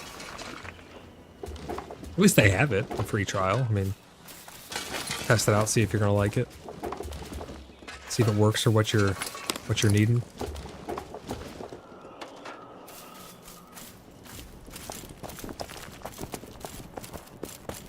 I'm gonna show you guys our market as well. We have probably over 100 stalls throughout Bloodhaven. I think each person has at least one stall of their own. Like here's mine just out front. My own personal one out front. Even if it's just for aesthetics. Nice little place. I have no idea these prices. I don't know. Those could be you could see that and you could be like, that's insane, that's asinine. Or you could see it and be like, wow, those are cheap. It's all over the place.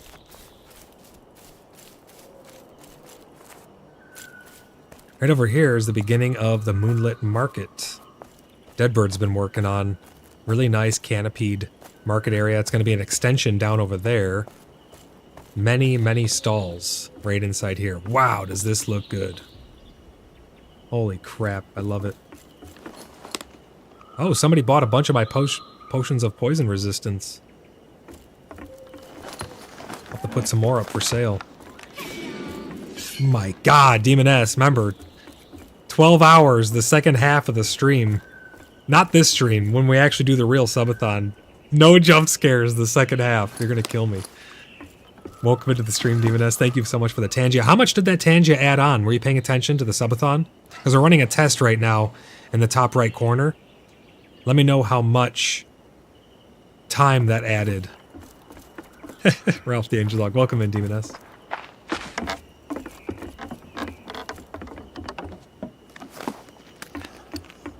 Oh, there's an upstairs. Look at this. This is awesome.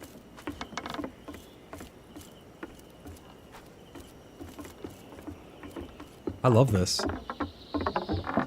Demon S, see if you can figure out how much time is being added for Tangias and price per time added, because I think from my mathematical equation that Tangias are going to be slightly above the average of time added per token spent.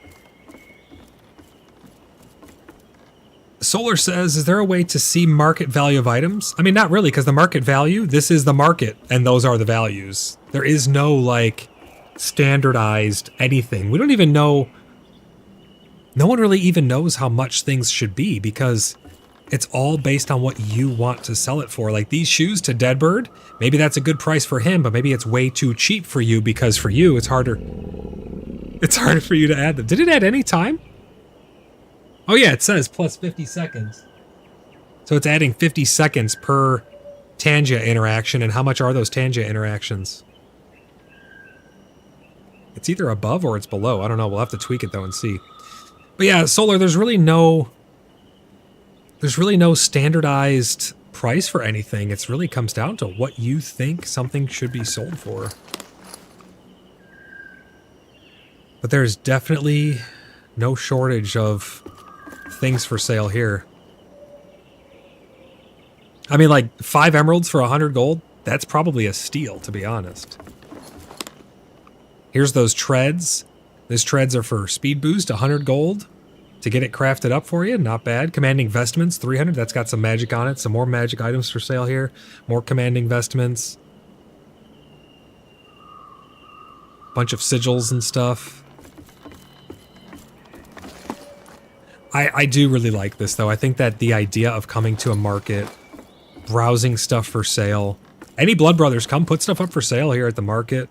All kinds of meat and things.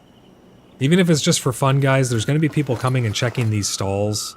So put stuff up for sale. Try and give them a good price. I'm going to go get some more poison resistance potions, and I'm going to put those up for sale as well. Solar says maybe they should have a stock market type thing. I think that'd be really cool, honestly. I'm not a huge fan of the whole 5% fee, though, the tax, because, again, it's our plots, it's our city. 95% of Tremen is Order of the Blood Brothers. Who am I paying a fee to? Who's that tax going to? I know I've said this before, and I've stressed this before, but it's like, it just doesn't make sense to me. I understand that you need a gold sink in a game. It just needs to be a thing, so mechanically it makes sense, but we don't pay anything to any king. We are ruled by nobody. I'm gonna go put these up for sale. And I think I'll lower the price maybe a touch on them. But I think a stock market could be cool as long as it's controlled by whoever put it up for sale, whoever's building the market and stuff. I think we should determine, like, is there a listing fee? Is there anything like that? I mean, because we want to have no taxes, no fees and stuff like that for members of the Order of the Blood Brothers. We don't have taxes and fees. Hawk says if you cancel, yeah, I'll lose the 5% that I paid to put this up. So if I cancel this, I'll press X to cancel. Sold by you, poison resistance, cancel sale. I get the item back. It's no longer up. Oh, we got another Tangia coming in. I'm Wilford Brimley, and oh my God. Here to tell you that I am really looking forward to the 24-hour stream. I'll start napping now after I'll go buy all the brisket Costco has to get ready. Nothing will stop me. Oh my God, that's great. That was great. Thank you for that, Tangia. It's true. Now, I lowered it by 25 gold because I have a plethora of these. So you guys are looking for poison resist potions, a whole stack for 125. That's probably not even worth the price of the vials. Oh, look. And it scaled. It said it added 100 seconds because of the Tangia. So it does scale based on the tokens spent. I wonder if that equates over... I'm going to start... Let me start... Hold on one second. I'm going to start a sale on Tangia. Let's start a flash sale. How do I do that? I think that's what they're... No, they're called fire sales or something like that. Bear with me 1 second.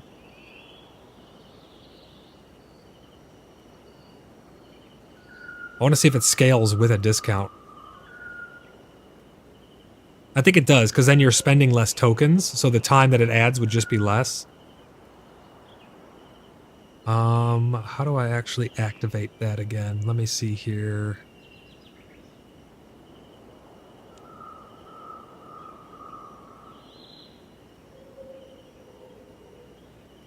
Settings. And then that's going to be under...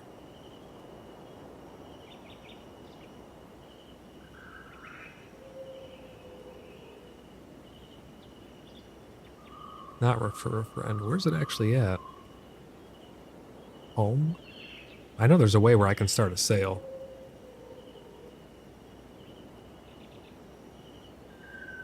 Can't seem to find it.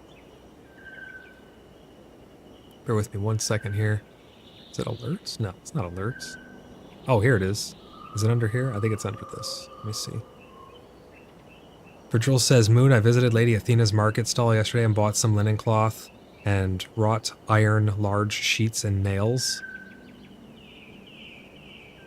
Interactions. Enable fire sale. I'm going to enable fire sale. We're going to do 10% discount right now. There we go. All Tangia is now 10% off for the rest of this stream. And I'm pretty sure what's going to happen is it will scale based on the tokens spent. So every token is a second. I think 100 tokens. 100 tokens is $1, right? And then that adds 100. So you're getting 40 free seconds when you do Tangia. So yeah, Tangia is going to be on the upper end of the time per... Wait, but couldn't I just then... No, it'd still equate over, yeah. But there we go. There's the 10% sale on Tangia right now. Moon says, that's great for Joel. I noticed she had really great prices on her items when I stopped by the other day. I will keep an eye on what she has. These will really help. The markets are fun. I really do like them, even just for, again, the social interaction. Do I actually need to purchase anything? Not really. Dude, that's... Oh, man. Thank you for the Tangia. Let's go see down here. This half is on Gwydion's side. We got to spruce this one up, so that way we can open up the moonlit market. Look at that view across the way. Beautiful. Absolutely beautiful. But down here, I don't think we have access to sell anything just yet, because he's not done setting all of this up. But there are tons and tons of plots scattered all around Bloodhaven, but this is where the central market will take place for the moonlit market.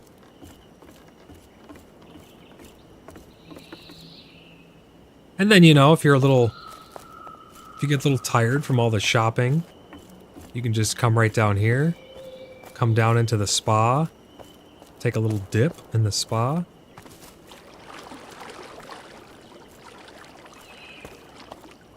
Different changing rooms back here. There's so many awesome builds.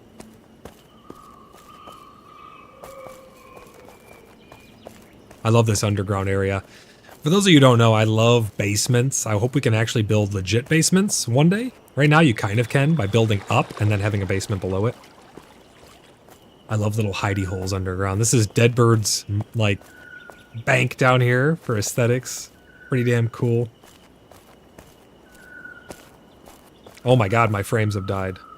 It's so weird. Like, certain things, my frames will be fine, and all of a sudden, like, now they're back. They're perfectly fine again. Performance all over the place as of late.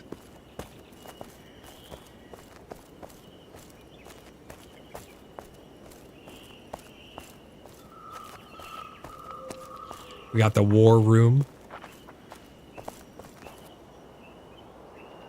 Demoness says you should try to find the Undercroft in the Temple of Arachnivar. Alright, I'll go over there right now. Let's go check it out.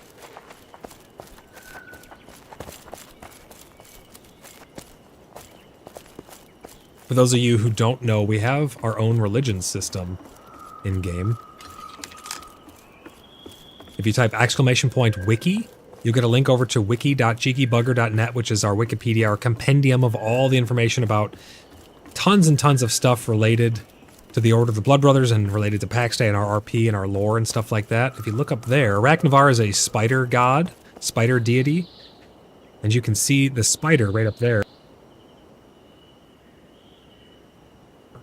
That marks the Temple of Arachnavar.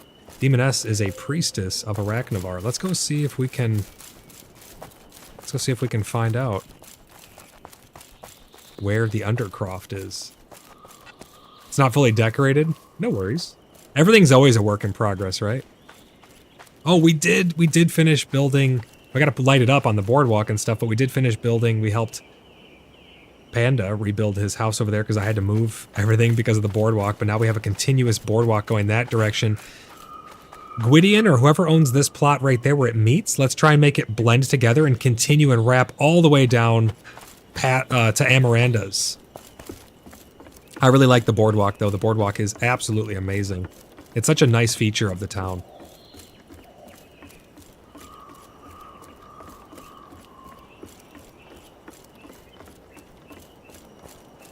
And there's a lot of... I think you can even find some market stalls along the boardwalk as well.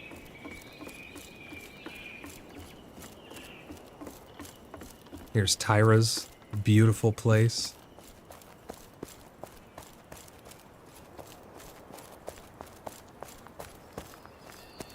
Let's see if we can find the Undercroft of the Temple of Arachnavar. Quite the temple indeed. Where do we even start, actually, to get in? To head up there? Oh, right there, I see it.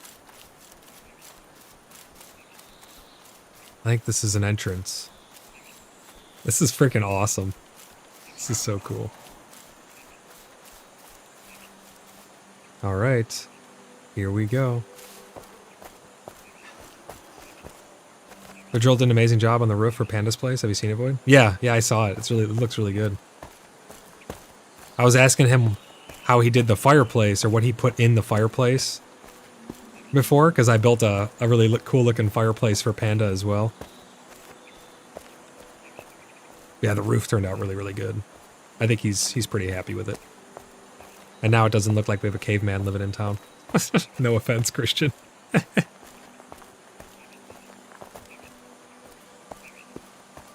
If I was an Undercroft, where would I be hidden?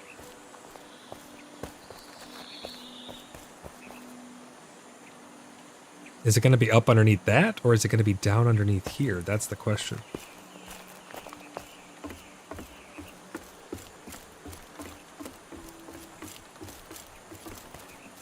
Probably it's underneath this, because this is kind of the temple up here.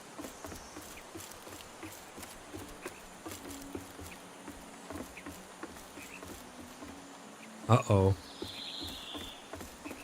Is that a... Alley-oop? Did I just get stuck? No, I didn't. Okay, good. Let's just jump into a hole and get stuck.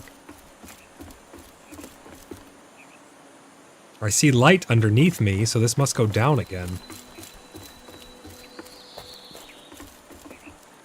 Aha, whoa, that's cool. Okay. Stab people in the ankles as they're going up. YouTube says the lighted peak is cool as well. Nice touch, besides the 7 layers of the roof lines. Oh, the, yeah, the little steeple thing that he put. Yeah, it turned out really cool. Is this, am I in it? Am I in the Undercroft?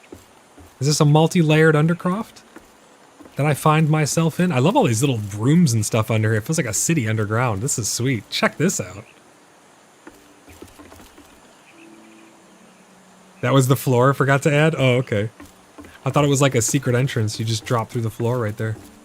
Oh, this is it? Nice, I found it. This is cool. I should have brought a torch. Sorry if it's super dark on stream, guys. I should have brought a torch.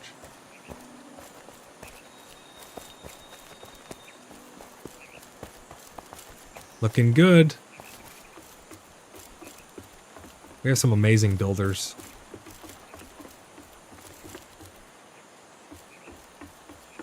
Oh, here's the normal entrance right here. Yeah, I love these rooms. You feel like you're in an underground city.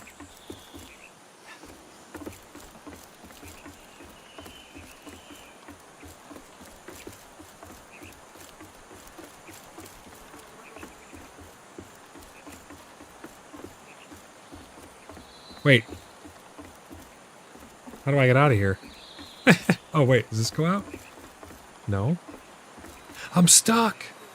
I'm stuck forever. Where the hell's the exit? I jumped in a hole in the ceiling, so I don't know the actual exit.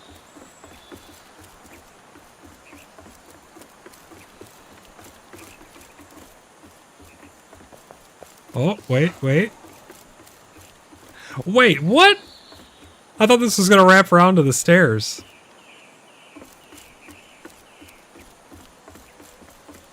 Help! Help! I need a rope.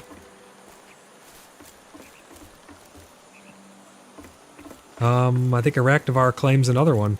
I'm trapped. Is there actually an exit out of here? Or am I stuck? Is there no entrance besides the hole?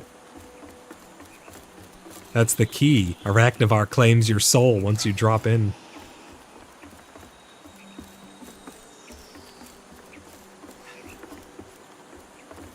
I don't think there's an exit, Demoness.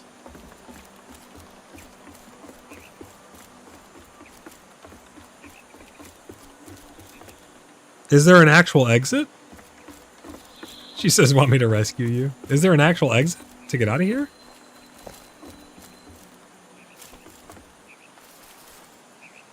Oh, maybe you can jump and grab this ledge.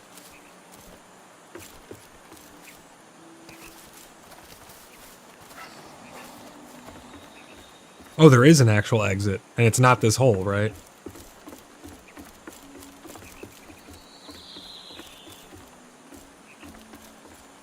It's one of those moments where I wish I brought a lantern. Maybe the exit is down further.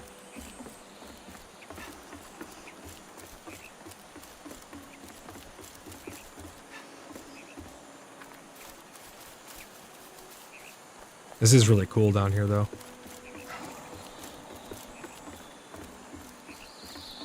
I see an awful lot of light over here, but I don't think there's an exit. Let's try going down again.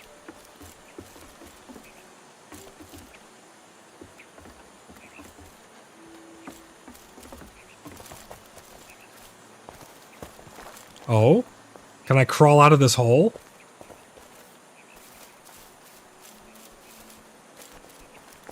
I don't think there's an exit down here. This is like the basement.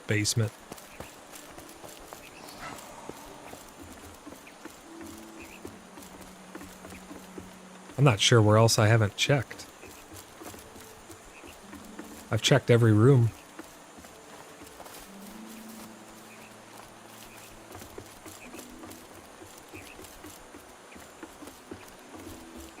So that's the basement. There's no exit on this floor. I'm pretty sure I checked this whole floor.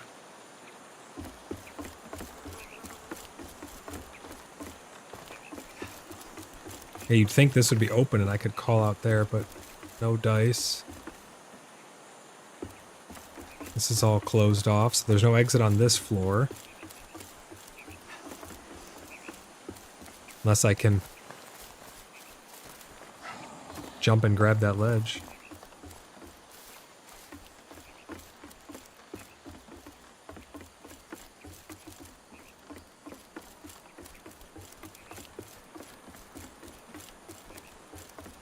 Alright, no exit on this floor. Let's go up the next floor. So this floor has room here. Aha!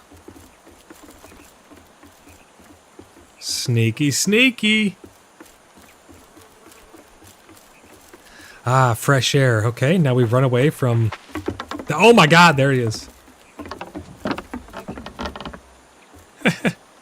What's up?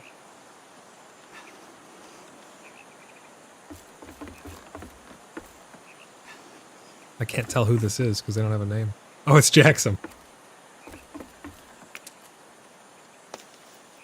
Oh, it's coming to find me? I found my way out. What is that right there? I like that design. Whoever's building that looks cool. Quite the view, is it not, guys? Check that out.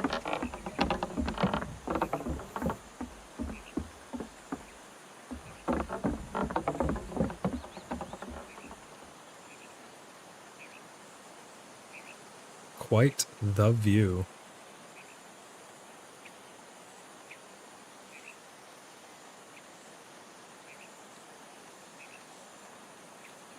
I'm just disabling Subathon mode because we know it works now. If anybody has any questions about the Subathon, don't hesitate, let me know. Oh, that's gonna hurt.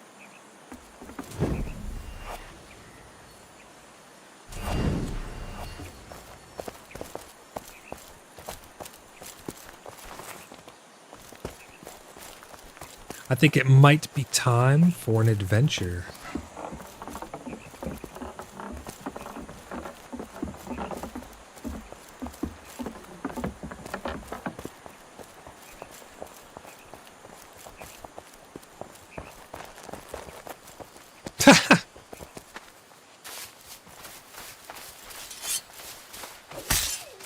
Sorry, Fox.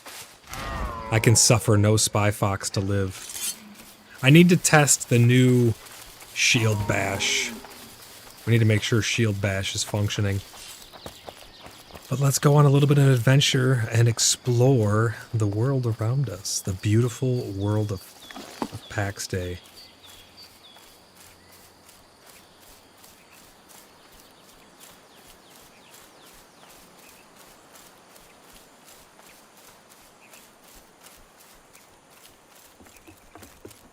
I'll show you guys where I was talking about on the boardwalk. It'd be nice to get this side over here tied in. So I'll show you the part that we just worked on. And then I'll give you guys a little bit of an insight. Oh, look at all these market stalls right here. And again, prices are going to be just insane, because nobody really knows.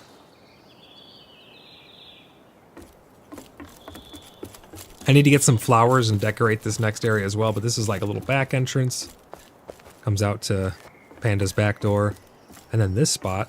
There was a weird spot with the plot right here where it could not be claimed up into this corner.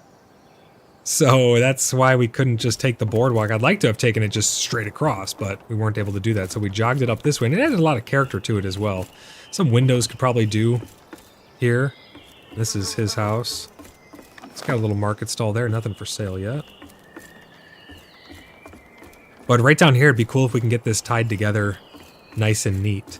If this can somehow come down maybe into this spot right here, or maybe this spot right here, you could have it tie in, and then it can come out the other side and continue straight into this spot right here as well.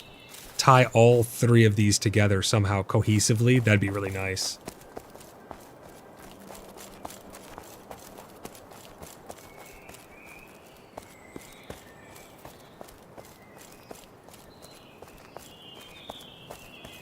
But let's go hunt and test out this new combat with the shields, the new shield bash. It's not really new, it's just fixed, per se.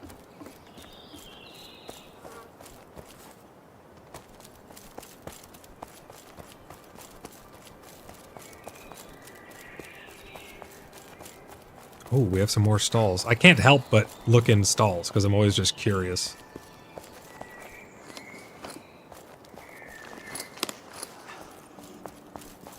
Nada. You guys will get to see the Blood Moon Tavern as well. So I'm gonna go right past it. Some awesome boats out there.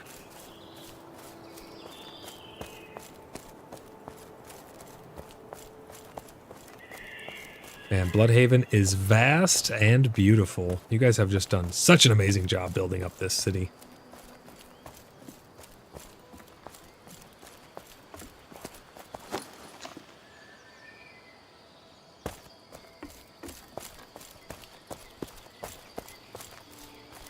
I love all the little market stall nooks and crannies. Here's the docks for the Blood Moon Tavern. We have a little dinghy here. And then just around the corner, we got a nice sized boat for all their deliveries offload all the supplies here under the dock. One of my favorite spots is right up here. I mean, just look at that. That's the wildlands out there. You can see where, whoop, let me pull up the map. You can see where we are on the map. We're looking out into the wildlands. And it is just gorgeous. I love the feel of the untamed wilds in this game. They really did a great job of capturing that frontier feeling. And I'm hoping that once we get the ability to build out there, that it doesn't take too much away from it.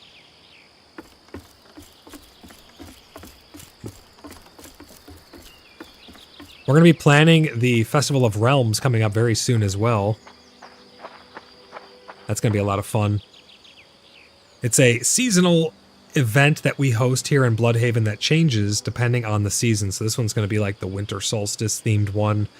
We're going to do a bunch of different little rituals and fun stuff to get people engaged with RP and having fun. So we'll probably end up at many different venues throughout the place. We're going to get another maze made, hopefully. We have the market now, an actual physical marketplace. Hey, there's Bedlam. But this is the... Oh, he's giving me a torch. Do these stack? I don't want to fill my inventory with torches before I go out hunting. I'll stop off and put some of these away. Holy crap. Yeah, I have a whole row of torches. Thank you very much. Appreciate you. Let's check out the tavern here. I love this spot up here. This is really nice, this entrance. Really gives like a walled garden feel.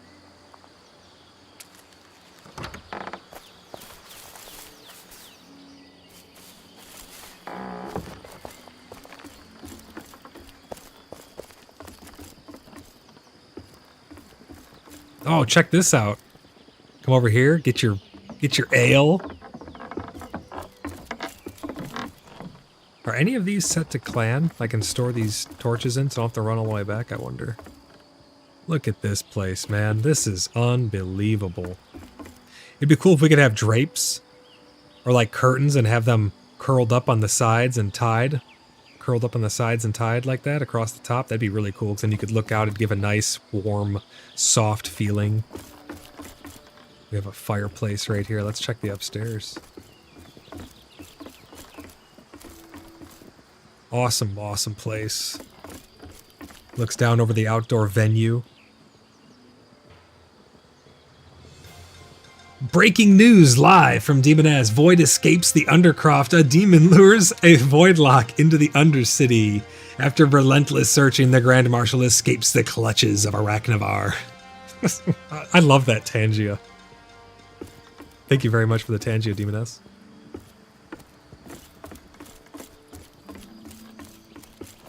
Where does this go?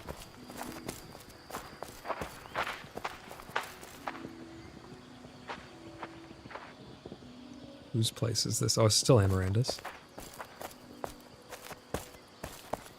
Amaranda, are you in chat? Are there any clan chests anywhere in here?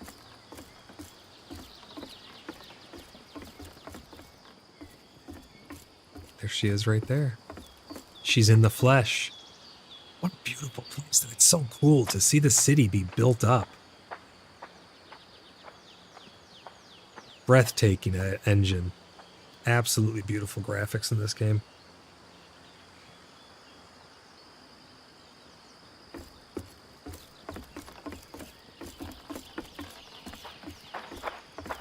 I gotta find out if she has any clan chests.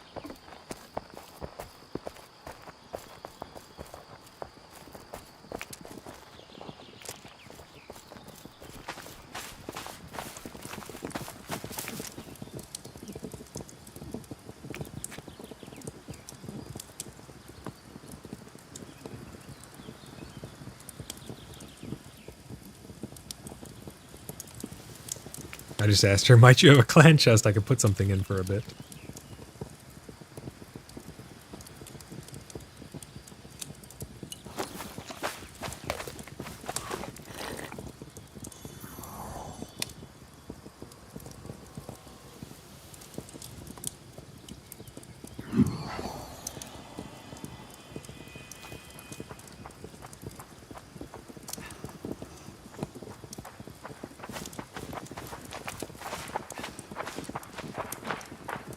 She ignored me. She's she's walking away.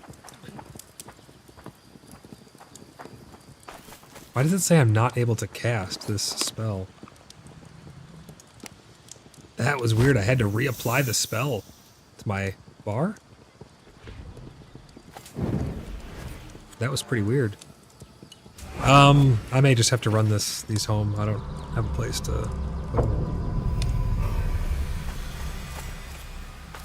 Where does this go? Aha. Oh, the door's doing the door thing again. Closed. Closed is open and open is closed. What the heck? That was strange. Alright, let's run these back. And then it's adventuring time. Look at that nice little sitting area. That's beautiful.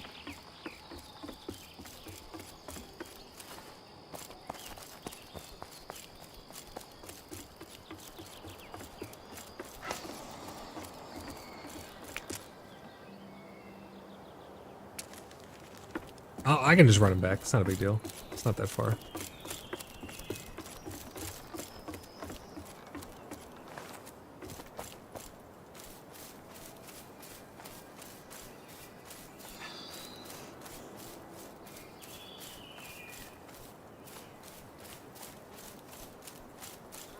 I'm thinking I'm going to go northeast anyways.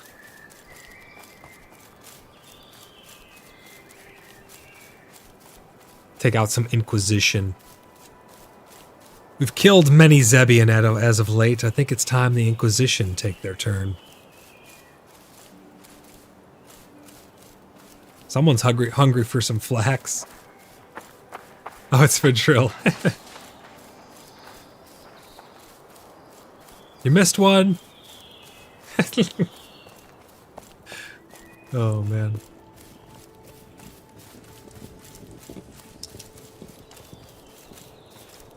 If anybody needs anything from the guild bank, too, just let me know.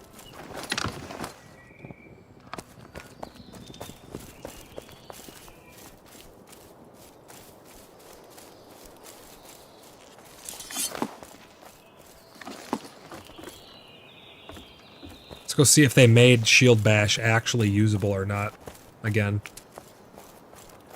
The Fidril says, thank you, Grand Marshal.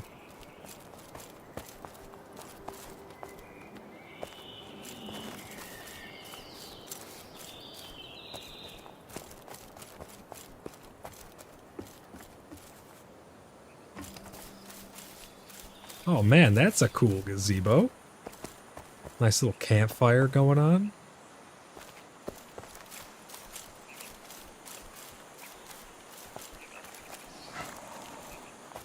I really hope that they made the Shield Bash usable again.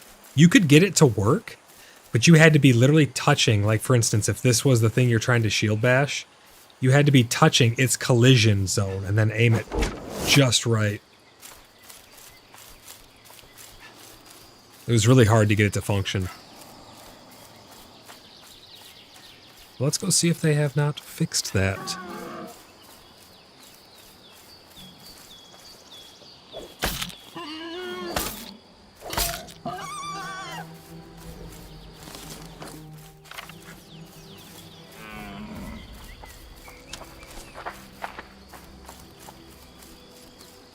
A lot of deer out here.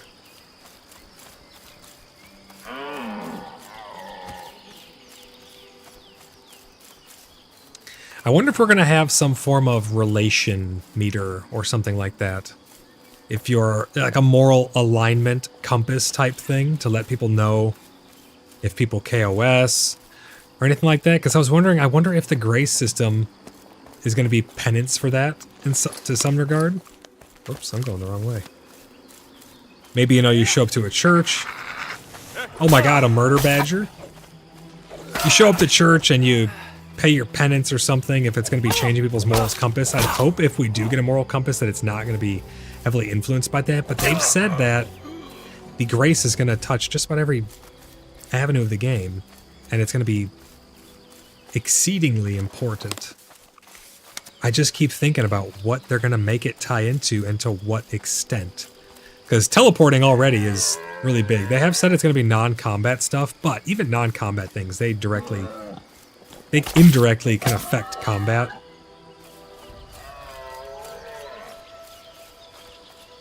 I don't know if they're gonna add a moral compass system, but I think it could be pretty useful. There's so many different ways that they could implement it as well.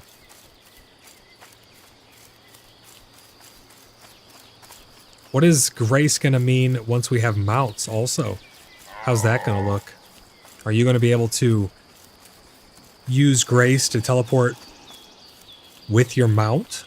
Because they've said that the grace cost will go up depending on if you're carrying stuff, or maybe the rarity of materials you're carrying. The grace cost is going to increase. So it's going to be useful to get out and get exploring, such as, you know, I'm going to teleport way up north somewhere, way far away, quickly with a little bit of grace. And then once I'm there, I'll fill my inventory. And in order to teleport home, it's going to take a lot more grace because now you're carrying a bunch of rare materials.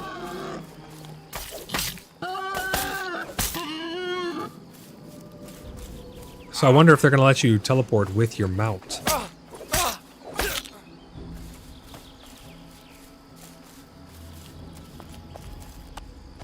I've also noticed all of these relics and stuff from the Inquisition. They've been humming louder and louder. Vidril says, will mounts be tangible or summonable? I hope for tangible. I hope so as well. I think that'd be pretty cool.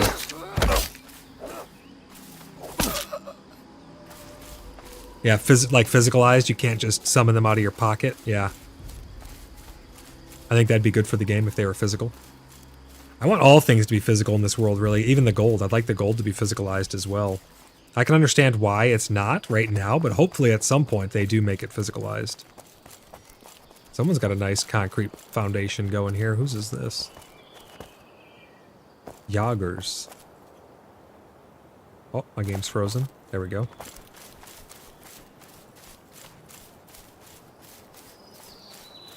Yeah, what other systems? I want to hear from you guys, though. What other systems? Oh, I forgot to end the poll. Let's see. Do you like GeForce Now? 63% of 11 people say yes, 36% say no. Well, there you go. Looks like 63% think that it's going to be a good addition. And again, there's really no downside to it. I have a permit. I have a permit. This just says I can do what I want. I can do what I want. That's true. That's the permit I have. Again, there's really no downside to GeForce. I was just curious of how many people actually used or liked that service. I think it'll be good for the people who need it. So for Drill, you want tangible mounts. If they are tangible, how do you think that's going to work with fast travel? Do you think you'll have to pay extra because it's an entity and it needs to teleport with you? Do you think you'll be able to pay extra? Or do you think you can only teleport on foot and you can't teleport with mounts? Oh, wow. Look at this tree. It's like floating. You can see through its model.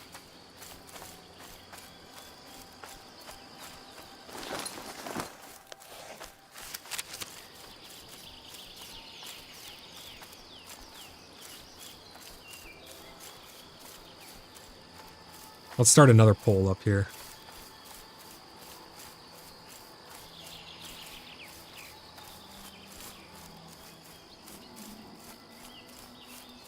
Should grace be bought with gold? Yes or no? There's a follow-up question that goes along with that as well.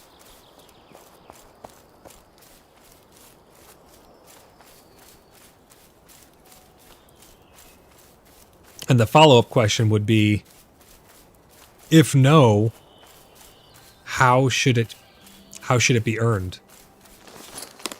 I'd like to see a merit system where you're actually earning it for doing things in the game. But I'm curious what you guys think.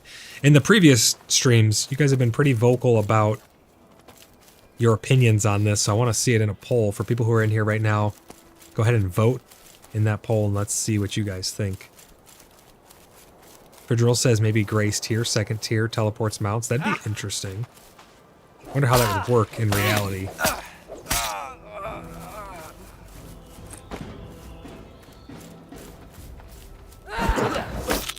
Oh, the stun was for 2 seconds now, too. Did you see that? It's normally a 1 second stun, but it was 2 seconds.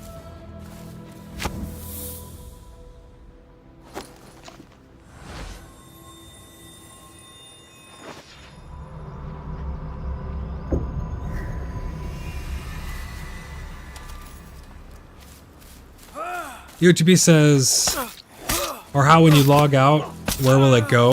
Stables in game. Yeah, that'd be a problem they'd have to figure out, or you know, they have to come up with a solution to that. Where would your mounts go? I'm just really curious about how base rating is going to happen as well. Is there going to be combat timers? Right now we have no combat timers. A lot of the PvP stuff is going to need to be fleshed out over the next however many months, probably.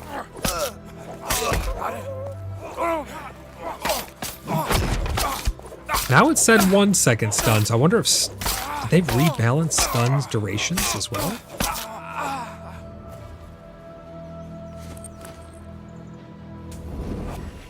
Vidril says shield bashing when 1 additional seconds means difference of being statistics or getting bacon, or being a statistic or getting bacon. Yeah, shield bash is, if they doubled shield bash, that's huge.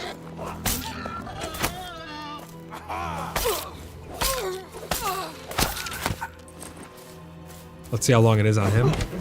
That was 1 second. I swear it was 2 seconds before. He may have to roll back the tape and see. I could have sworn it was 2 seconds.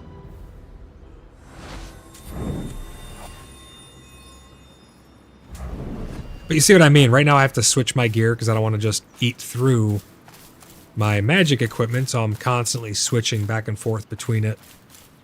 It's just a little clunky. It's a little cumbersome.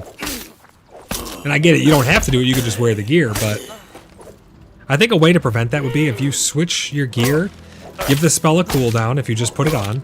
Because right now that's only if you switch your spells. I think the intended functionality is, for instance, if I put on this chainmail helm, I can instantly cast the spell. Give it a 30-second cooldown, so when you put your gear on, you can't cast it right away. Just like they have with when you change your spells, it does that as well. So give it that cooldown, and make it where when you take the gear off, if there was any buff associated with it, the buff would fall off. I think that would prevent people from swapping their gear as much. Certain things that are of extremely high rarity or difficulty to craft, they're still going to switch those out and they'll just deal with it. But it'll push people away from that type of gameplay.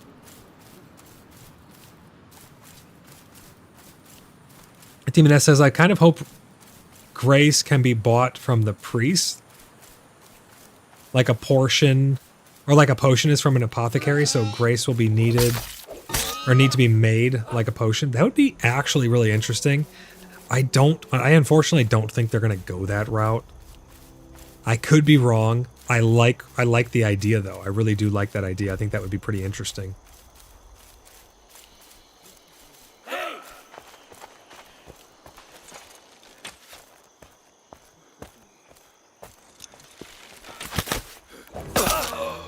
Oh my gosh. Get frickin' one shot.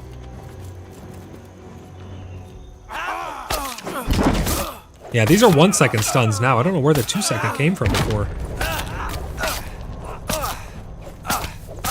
But at least it's a lot easier to land that stun. I'm a fan of that. Weapons have that now, so it's easy for the gear to do as well. Yeah, I think so, UTB. I think it'd be really easy for them to do. Because look, I can just switch this on, cast the spell on myself. Blessed Renewal 3, swap it out. Now I don't have to worry about it taking damage. Oh, I got someone's attention. Here they come. Come on up, boys. Come on in.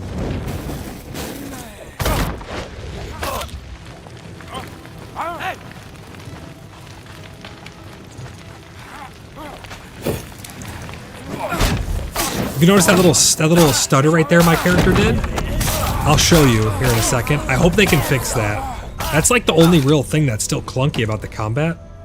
Is watch, if my sword attack's on cooldown, you kind of like walk forward and attempt to swing. I don't know what's up with it. It happens when you spam it.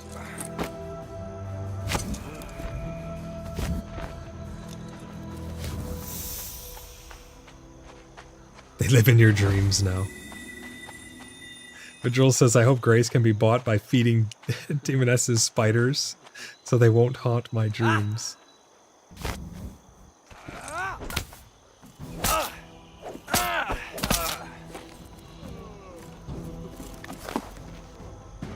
I have, let's see, what time is it?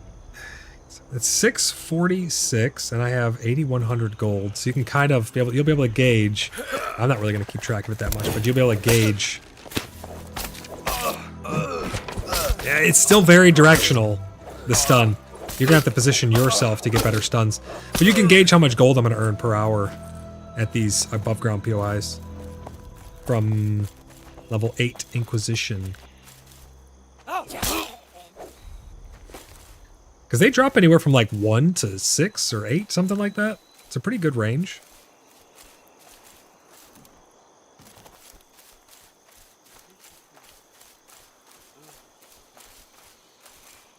UTB says holding right click is the only way I know of to back away from remaining facing mobs / NPCs. Wait, what do you mean? You can just face away like that. Oh shit. Quad stun.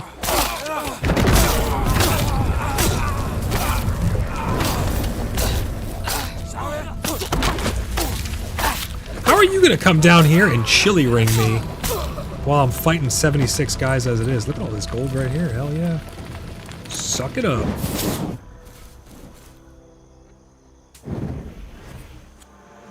Radiant Mend is still super strong.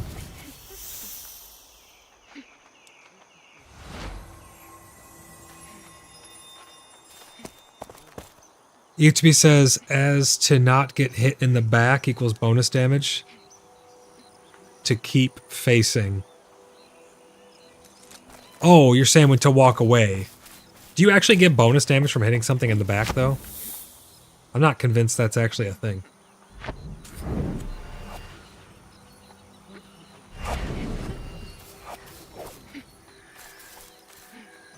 I could just climb over these spikes, don't take any damage. That should hurt you.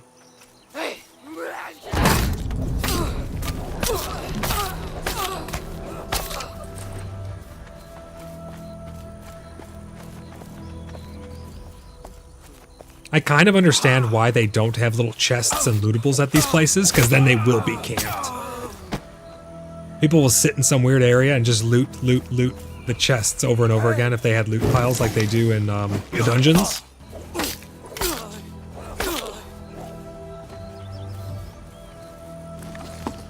I mean, I've already gotten almost 40 gold, and that took a couple minutes just to clear this place out. Hey.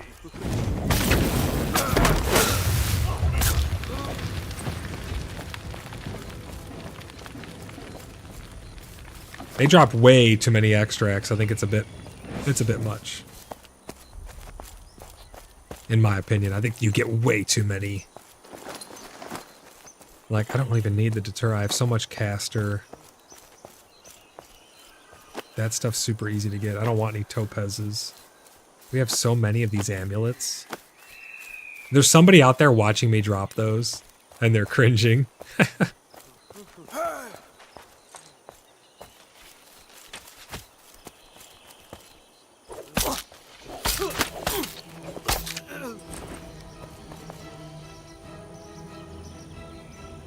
Got an arrow in my head. And watch, it'll zip off. There it goes. It's so weird. I don't know what causes that. UTB says better than silver fir branches. I guess, yeah. I almost liked the silver fir branches though, UTB, because then they gave us mystery. We were like, what are these going to be used for? These got to be used for something awesome. Are you going to make like magic wands with these things or something? People were theory crafting the hell out of those things. And then they got removed from the game and everyone was just like, Oh, that's what they're used for.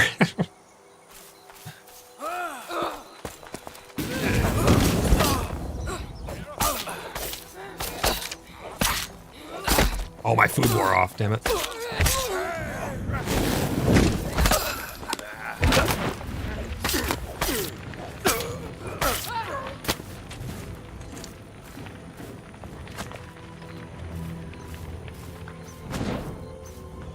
I pissed him off up top even.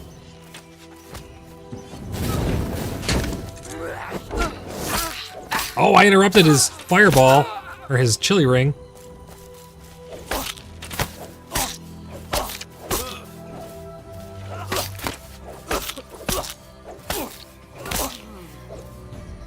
Nice.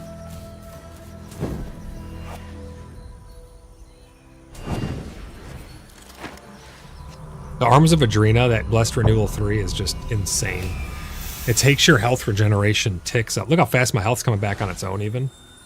It's big. I think we'll see things, to be like that, where shield should offer mage fireball resist. I think we'll start to see things kind of like that with resistances at some point. I do think shields should give you some form of passive armor or something like that, as opposed to just the active ability.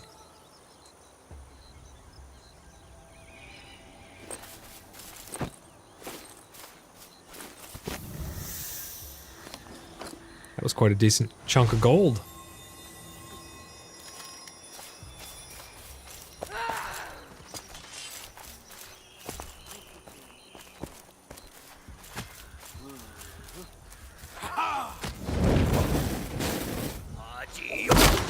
Oh. That was crazy. Right as I struck him, you played that thunderstorm on stream. Thank you for the Tangia. That's what we need in game. We need that weather right there. Wouldn't you say, Demoness? You looking forward to weather whenever we get it?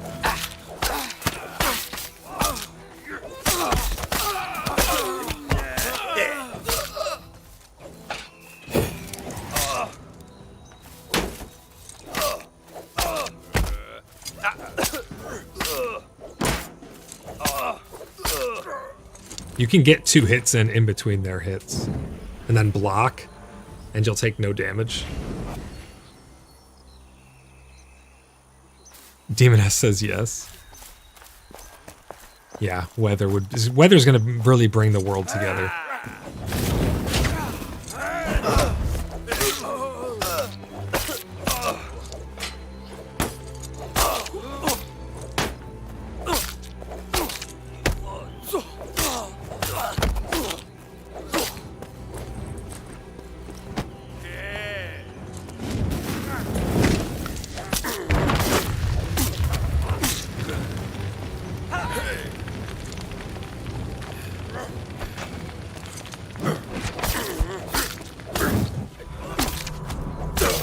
Demoness says nothing like bringing the dead to life in the middle of a lightning storm.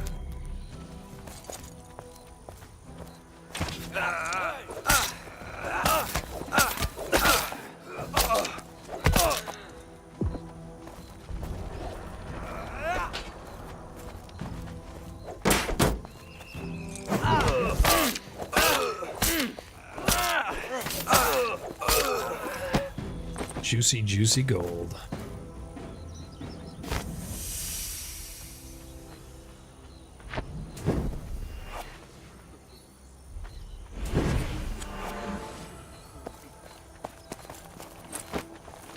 What are we up to now? 8,212. So you can get a decent amount of gold at these POIs.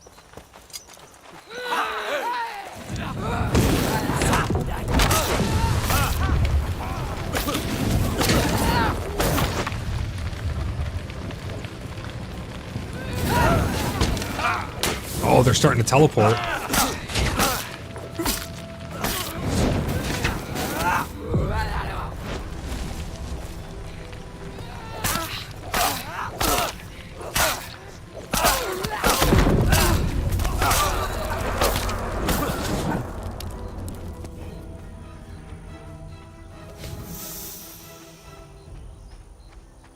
a lot of these little bastards here.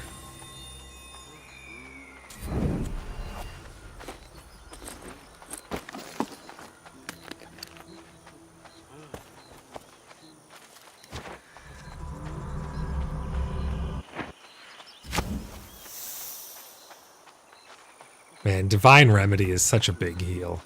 I love that spell. For group play, though, Radiant Mend, probably one of the better ones. Just because of healing everybody around you. I mean, come on.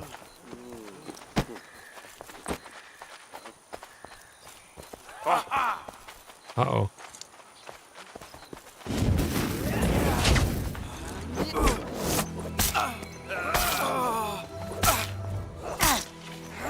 Where the hell is he going?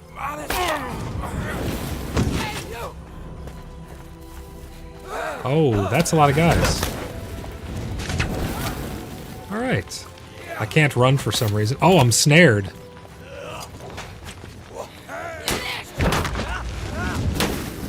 This is going to be interesting.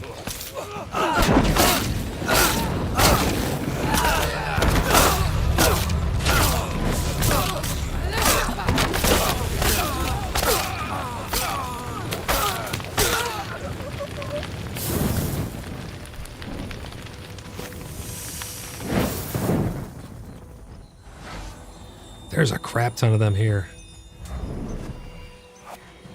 You know what that just means? More gold.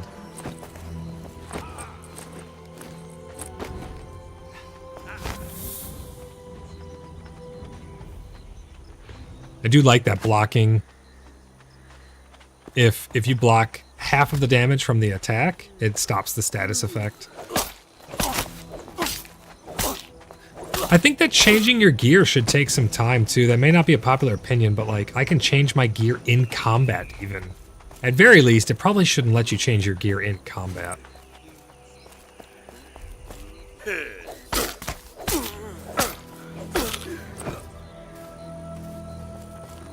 Maybe make it take longer if you're changing gear in combat.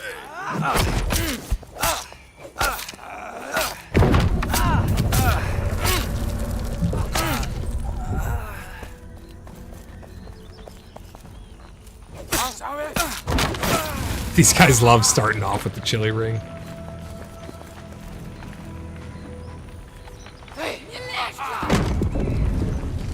I want to know how this guy got out here.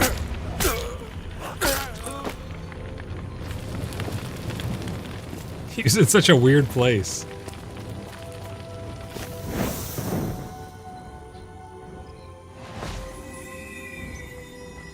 I agree, EOTB. Rework the spell. Oh, shit. Rework the spells so they're not off of gear. I don't think they're going to do that. Maybe with the enchanting. That would be their avenue right there. With enchanting, if you could somehow take a sigil or a piece of gear, you craft it, and then you can use enchanting to like siphon its power off of that gear and then spend a bunch of grace to take that book that you put the enchantment in, and books are hard to get, then you can put that enchantment into another piece of gear that you'd like the look of or that you want to be able to wear. I think that would be really freaking cool, honestly. That might be their avenue. I mean, that's, again, it's Theorycraft. They're not going to do that, but it sure would be cool. So essentially, you find the guy that drops the sigil, you get the sigil, you craft the gear, such as a Cap of Gaping Wound, but that's the thing too, they're named that. It's literally the Cap of Gaping Wound. It would have to be like how Diablo does it, where when you apply something to it, it applies a modified name to it. It'll be like the Skull Cap of Gaping Wound, or the Chainmail Coif of Gaping Wound. You could then, after you craft this, you could siphon its power off, put it into a book or a scroll or something like that. Makes your libraries and enchanting stuff very rich and fleshed out. Gives them a lot to do. Are you sure about that? Demoness. What the hell was that? John Cena coming through. Thank you for the Tangia. But I think that'd be a really cool way of doing it, honestly. You have the enchant of Gaping Wound that you got from killing the person who dropped it, so you still have to go through all of those steps, and then you could craft it, siphon the power off of Gaping Wound, put it into scrolls, and or if it needs a whole book for it, put it into there, and then you could use that to enchant something in the future. Really interesting.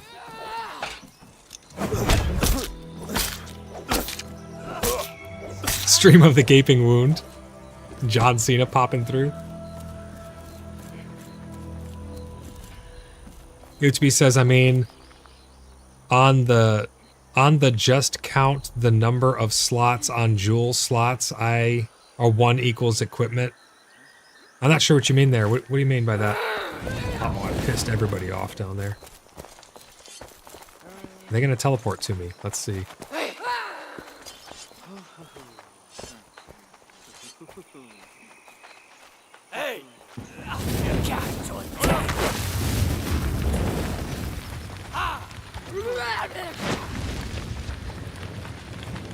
Because they should teleport up here, I think, because I don't think they can get here. Oh, yeah. Oh, this guy walked up. Never mind.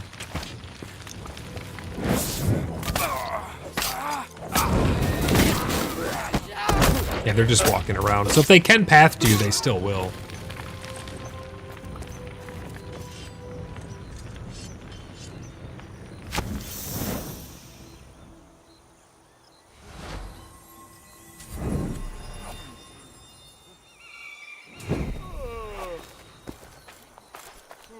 Oh, am I boring you, Mr. Catalyst Inquisitor? Let me help you with that.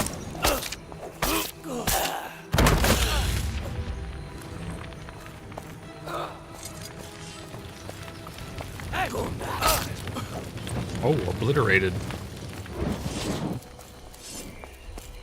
They've made the named mobs at these places a lot more rare. Like, exceedingly rare.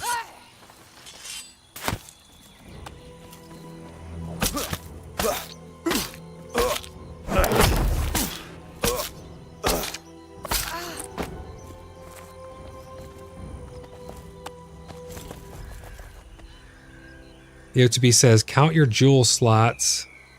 It's more than 5, right? What do you mean jewel slots? So more than enough to cover spells? Oh, you mean all of your jewelry. I got you. So you're saying all of these equipment slots? Put the spells on the jewelry and not on the gear? Yeah, that'd be interesting. Put all the spells on jewelry, and the higher tier of the jewelry that you have, maybe the more it can be enchanted, kind of like Minecraft. That'd be interesting. That would be definitely interesting.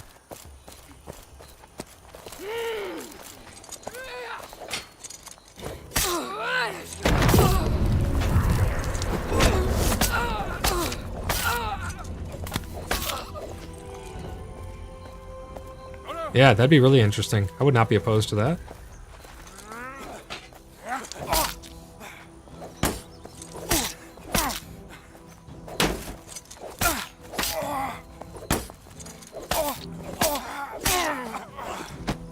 Got him. Took no damage from that guy, too. I like that you can actually block on demand now. It's still a little bit... It needs a little bit more responsiveness, I think. But it does work pretty good. I thought this was a hatch for a second. I thought that was like a trap door. How are you gonna toot on the stream, Demoness? What the heck? That's funny. Oh, look at that house over there. Oh, shit.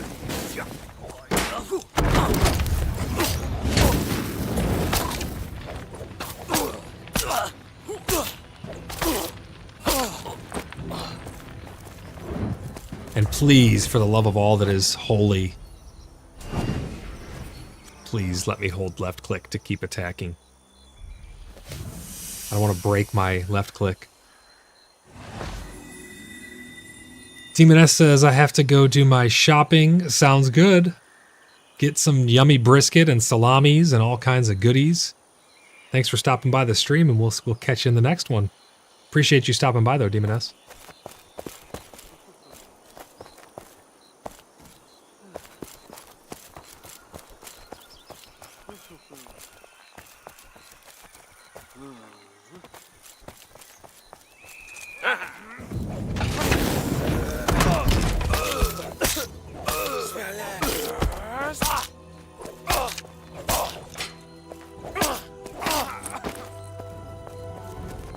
You can actually bring up the shield block pretty quick, honestly. Like, it's not that long of a delay. UTP says, yes, replacing mice is not a pastime I want to keep up with. Well, I changed out the switches on my mouse. You can actually desolder the switches and put new ones in, and it's really not that much work. I really like these new switches that I have. They're silent.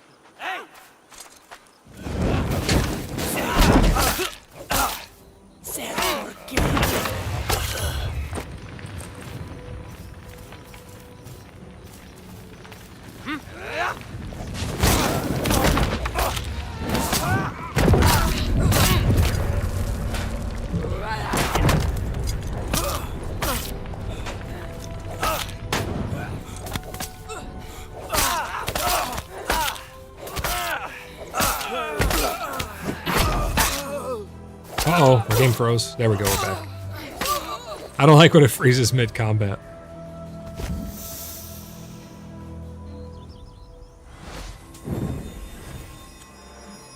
I will say, too, like, hardware and switches and stuff and mice, they've gotten a lot better. A lot more resilient. But still, I'm never really a fan of spam left-clicking. I can just left click to chop down a whole tree. Why can't I just hold left click to keep swinging like I can with blocking? That would be a nice quality of life in my opinion. Especially for people who do a ton of combat.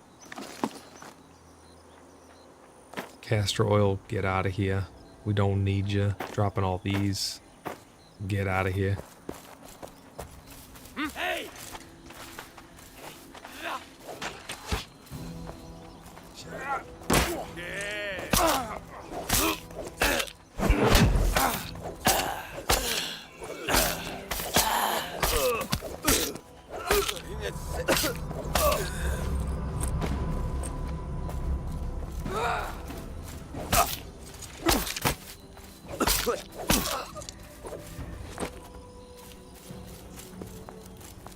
It's crazy how much more fluid the combat is than what it used to be. I mean, for people who are back in the alpha, you guys know exactly what I'm talking about. Or even just before the Proving Grounds update.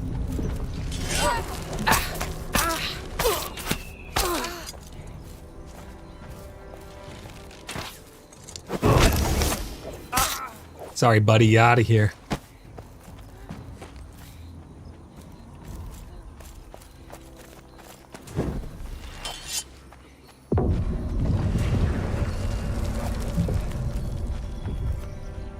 Where is this guy?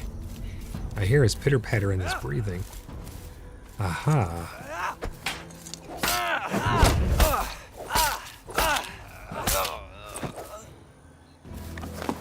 So how long have we been at it and we got that much gold now? Where is... Is he stuck in the wall? I think he's in the wall. Oh, I can hit him! What the fuck?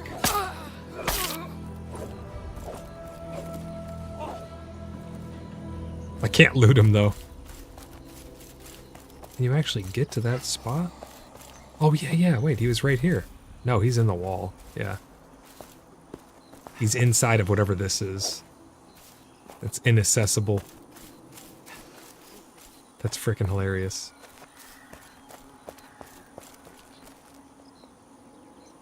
Cat died. How's it going? He says, hey, Void. Hope you are having a good week so far, my friend. Yeah, I am. Not too bad, man. Hope you're having a good week as well. I hope you're ready for the 24-hour subathon. 24-hour subathon is going to take place Friday, December 27th at around 3 p.m. Somewhere around there. The time may change slightly, but I think that's the best date. We're going to go until December 28th, around 3 p.m. Whenever we start. That's when we'll end. Granted, we reach it. That's going to be the goal, though. Welcome into the stream, man. Great to see you again.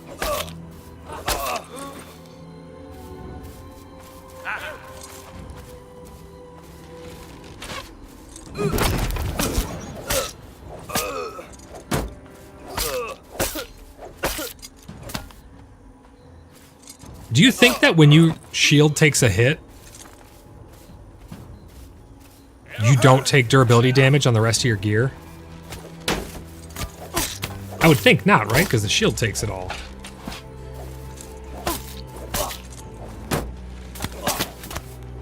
It'd be kind of hard to test, but... I guess you still take damage. It probably scales based on the damage you do take, because it doesn't block 100% of the damage. Sweet, what are your goals? Well, the goal is to reach 24 hours.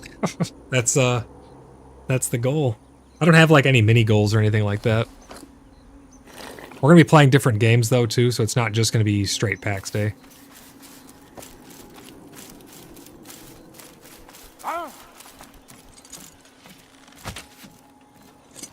You don't take durability loss on gear when you block.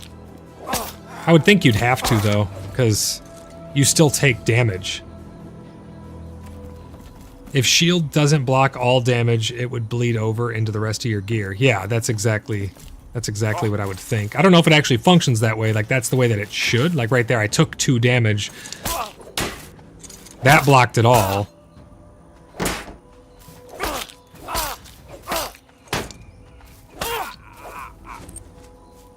So I would think that if anything was to bleed over... It makes a different noise, too, when you block everything. At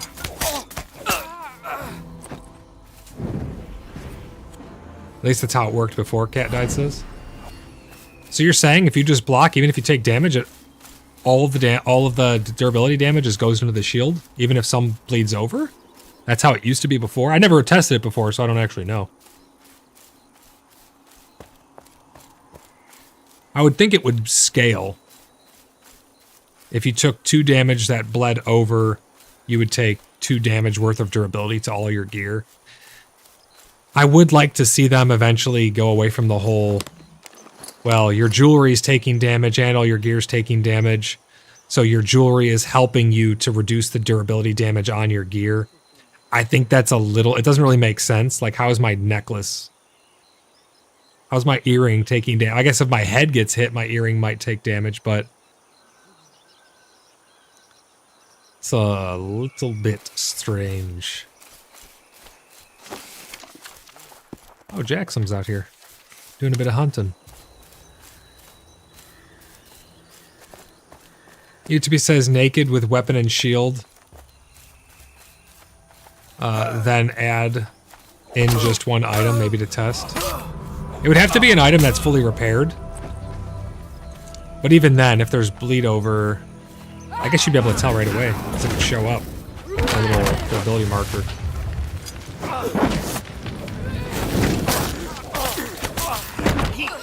My sword swipe just did nothing right there.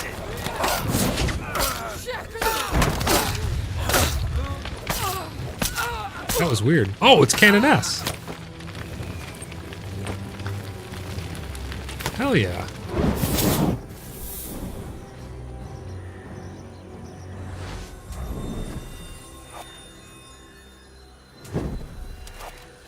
Do status effects add durability damage as well?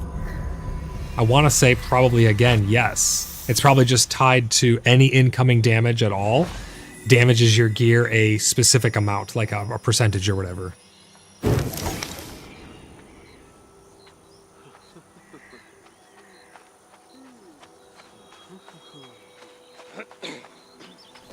Jackson says, hunting more for hides than Inquisitor. But if they get in the way... Joshua, how's it going? Welcome into the stream, buddy. Great to see you again.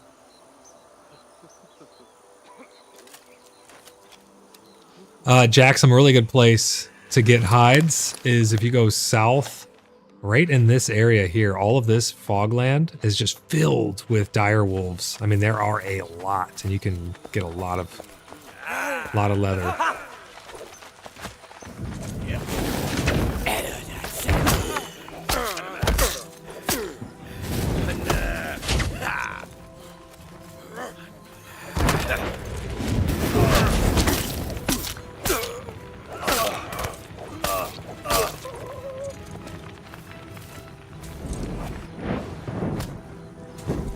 When your shield gets stuck blocking too, it's kind of an annoying little bug. I don't know if you guys have seen that. It'll interrupt your spells and you won't know what it is. I figured out that it's actually caused by my shield getting stuck on.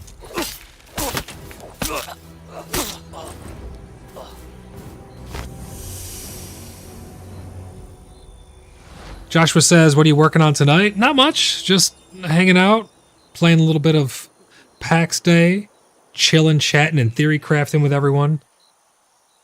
Let's end the poll. Everyone who just tuned in, I'm not going to end the poll. I'll give you another minute or so. Go vote on the poll really quick.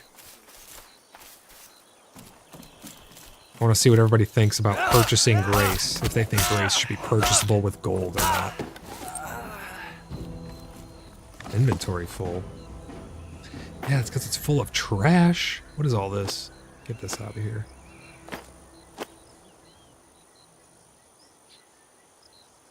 There's our Eradicate Abstract 2.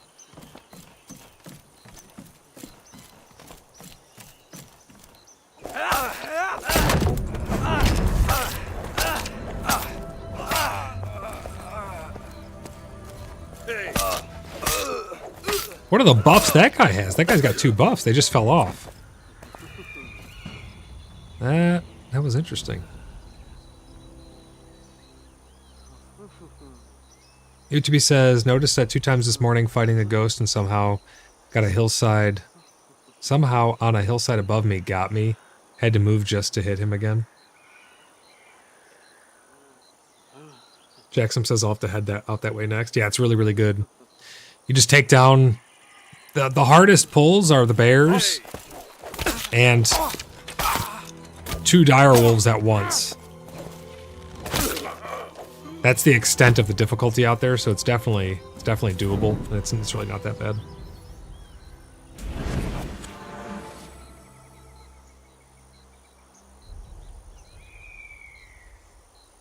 Let's see how much gold we're up to now. 8,448. So you can definitely earn some pretty decent gold at these POIs. They're just not as much as the dungeons. The dungeons, I mean, you could get that much gold just by looting a couple of the loot piles.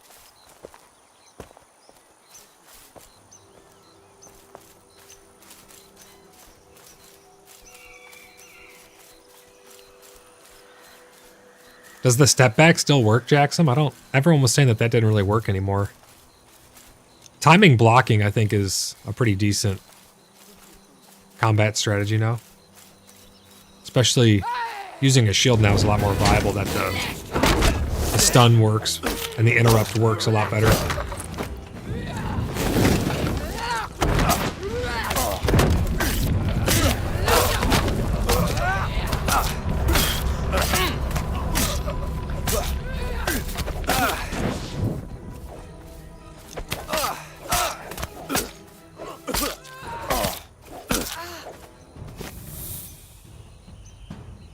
Limpy, how's it going? Welcome to the stream. He says, I'm lazy and still have not earned any gold. You haven't earned any gold? Was just working on a bit of base building lately. I mean, I guess it really doesn't matter. It's not really all that useful. I mean, what are you going to do with the gold? Buy stuff that you could just make or get. Does save time, though. Oh, man, is this guy unlootable? Damn.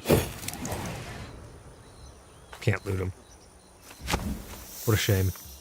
Wasted gold. There could be 4 gold laying right there. I'm writing a very, very sternly worded letter.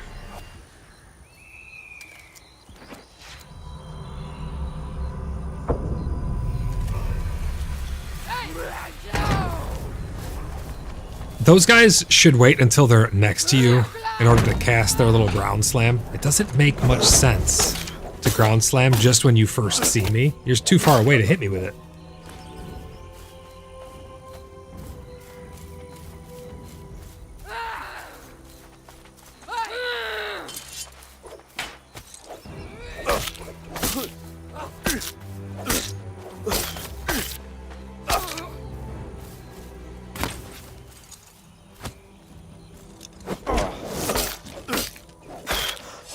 You've killed no NPCs since the patch. Wow, okay.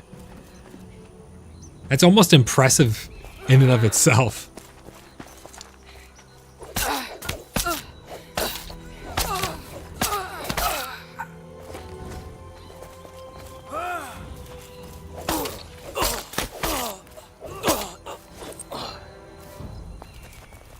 You could always put some stuff up for sale too, Blimpy. You don't always have to kill these guys to get the gold. You can put things up for sale and sell them. Get some gold that way.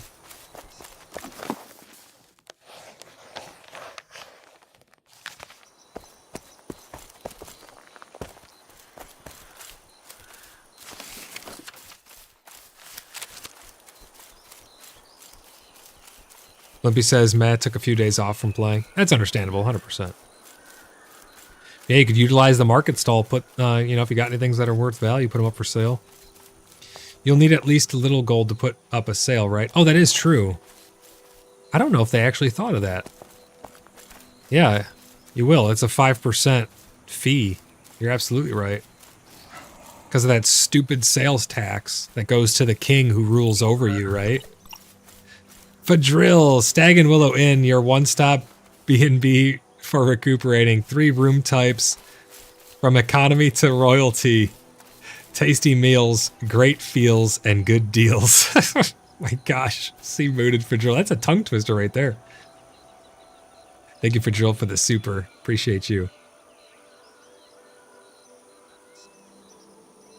It's a great place.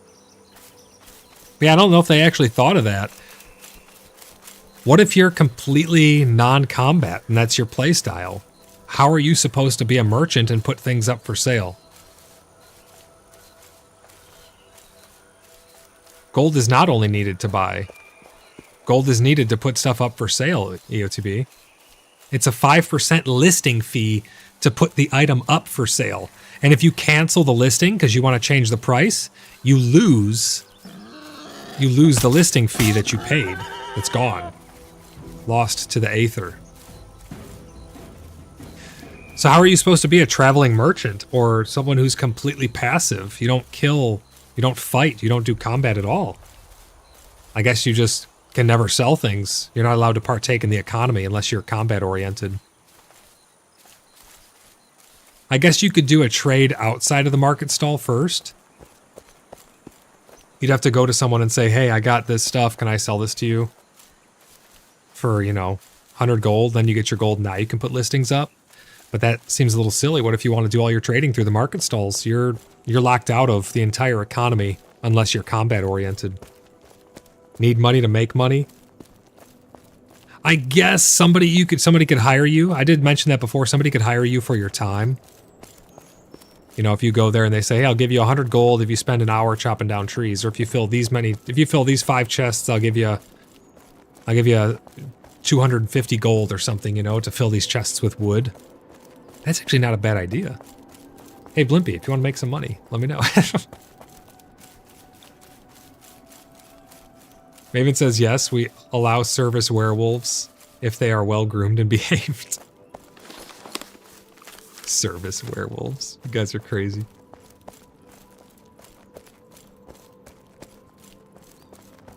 Blimpy says, oh, I definitely want a service werewolf.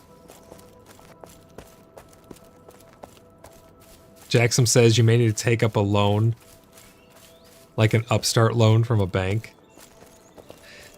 I just don't know if they thought about that. It just seems a little bit silly that unless you kill something or render a service to someone, you're not allowed to sell any of your goods because of a fee that goes to nobody. You're excluded from the entire economy because of it.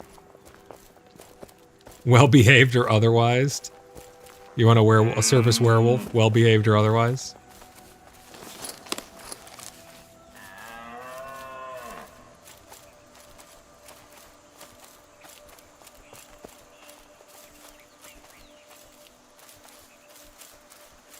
I noticed, I don't know if you guys noticed too, the special attacks no longer take stamina. Shield bash and your weapon special. Bring your own cheese, Wayland says. Well, you don't want some werewolf cheese? Fresh werewolf cheese? Blimpy says, I do like chopping trees.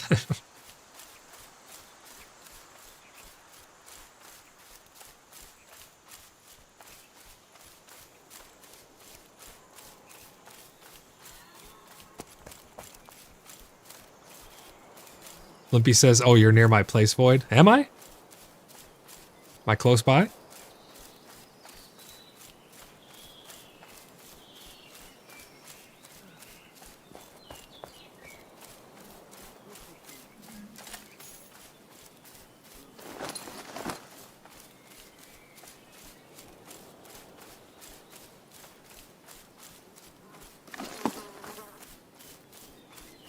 Limpy says, yep, on the left side of the water there. Oh, that place? That giant ass place? That's yours? This? Or down a little ways?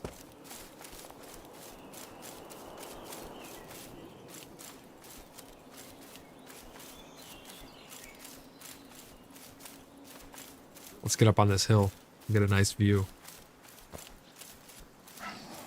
Athena, welcome into the stream. Great to see you. She says, I spend my gold as fast as I can earn it, so don't give me your credit card. Oh my gosh.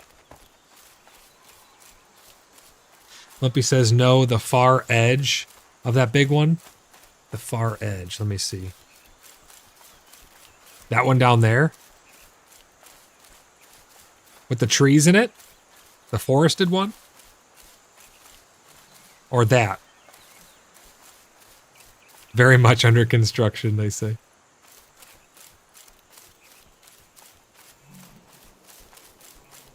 Oh, that's a clanmates. Gotcha. Very cool. It's nice to have you guys nearby. With the trees in it. Oh yeah, I've been through that base many, many times as I've been traveling back from the Petra Day. I like that place. It's very, very nice. Vigil says, Lady Athena, I visited your stall today and bought some things. Thank you. What do we got here? A little market stall action. Let's see what we got. Ooh, 2 market stalls. Nada. Oh, wait. Look at fresh werewolf cheese right there. Right there. Fresh werewolf cheese.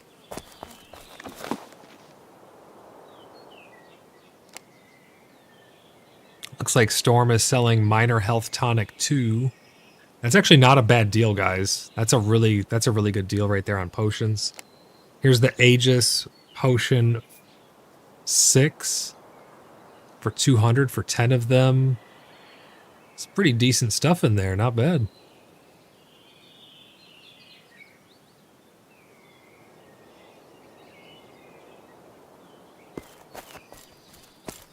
And Athena says, yay, more gold to spend.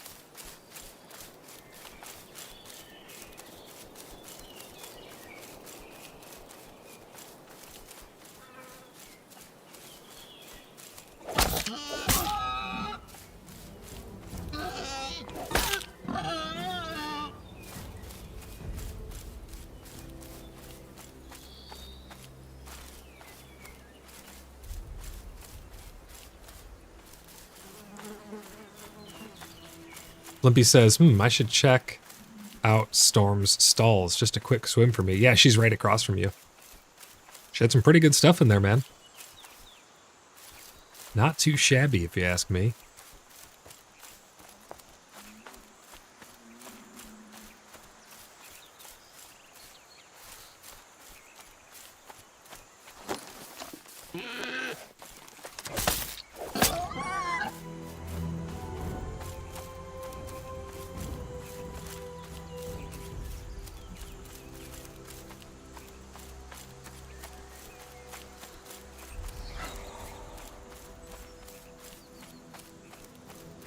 After I finally get some gold, that is, Blimpy says. Yeah.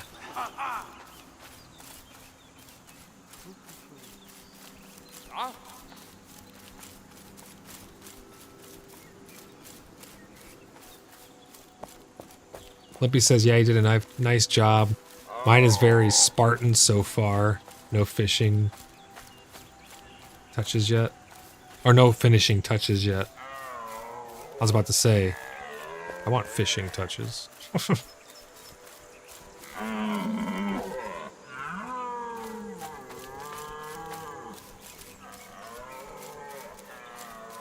Athena says, I bought Lord Fadril's elderberry syrup. Delicious. I do enjoy some elderberry syrup. Blimpy says, Void, that Inquisitor laughed at you. You're going to just let that go? This time, yeah. He'll live to see another day. I can't be bothered with such vermin. If the mouse laughs at you, do you take the time to kill it? Nah, I'll set a trap. It'll get him later. Something so insignificant.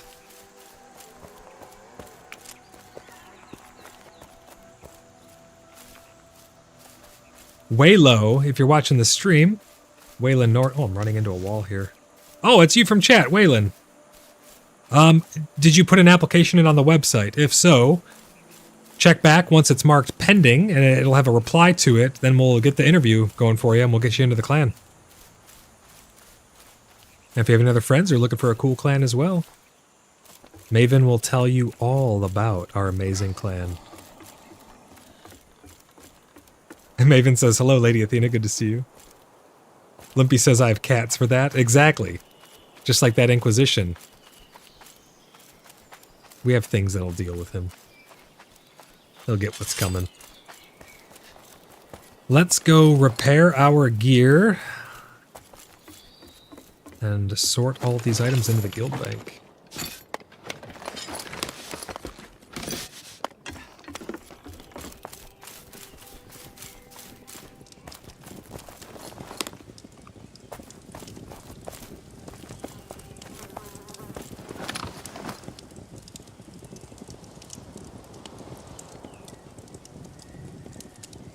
Got a little bit more silver.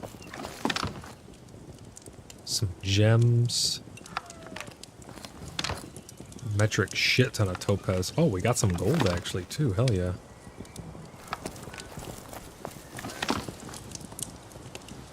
Cracked lockets. Worn out lockets. We got that eradicate that'll go down here. And a crap ton of fats. Put what we can in here, and then the rest we'll end up just stuffing in one of these.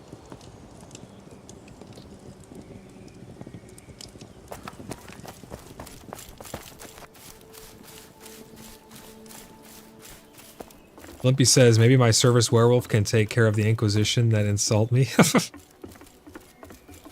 Service werewolf. That shit's hilarious. You know how cool that'd be? Amanita goes there. What do we got here? Alfalfa. Yep. Sow thistle.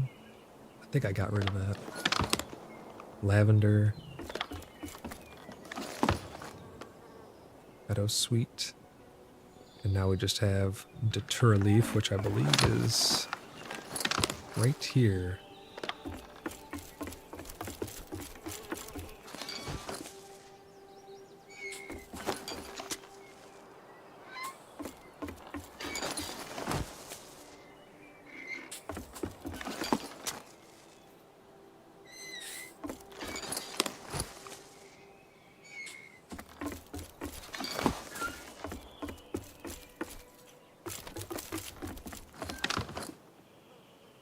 All that juicy skullcap extract. I love it.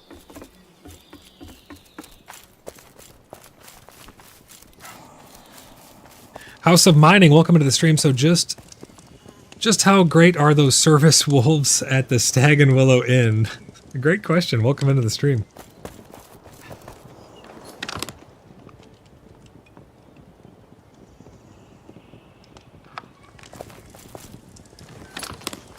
Maven or Fadril might have an answer for you on that.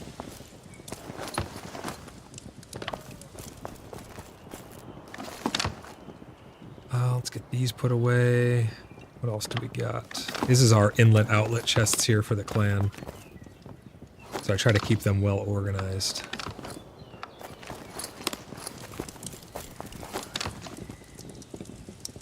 We have so many. I mean, look at this.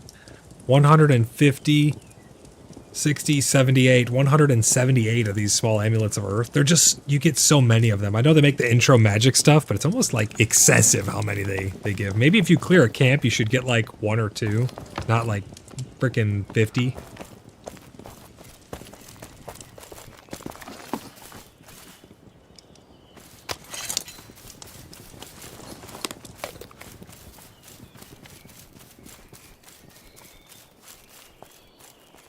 Right click, convert to gold.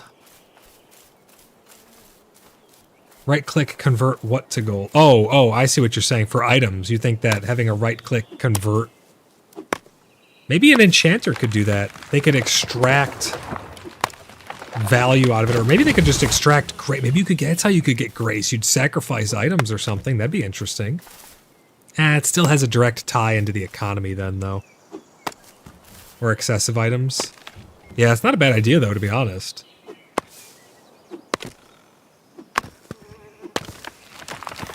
Definitely not a bad idea there. Let's see what this... Let's end this poll. If anyone who has not voted, go vote right now. 30 more seconds. We're going to end that poll and see what people think about converting something that's subject to real money transactions or pay to win into the Grace system. We're going to end that soon and we'll see what you guys think. Blimpy says, should an alchemist be able to make gold? I guess if they have something for equivalent exchange, right? Always governed by the law of equivalent exchange.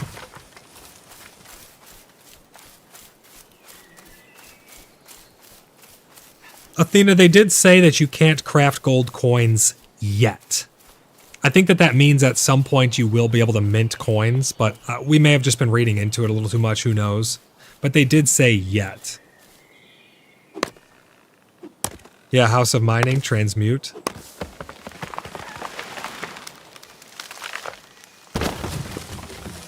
There we go, 15 votes. Should Grace be purchasable with gold? 60% of 15 votes say no, and 40% say yes. Pretty decent split there. It looks like the majority of people do not want their Grace to be affected by real money transactions, essentially. Athena says, I hope so. I think that'd be really cool, to be honest. Be able to mint your own coins with your own clan symbol or something on it. I would be down for that. I think that'd be fun.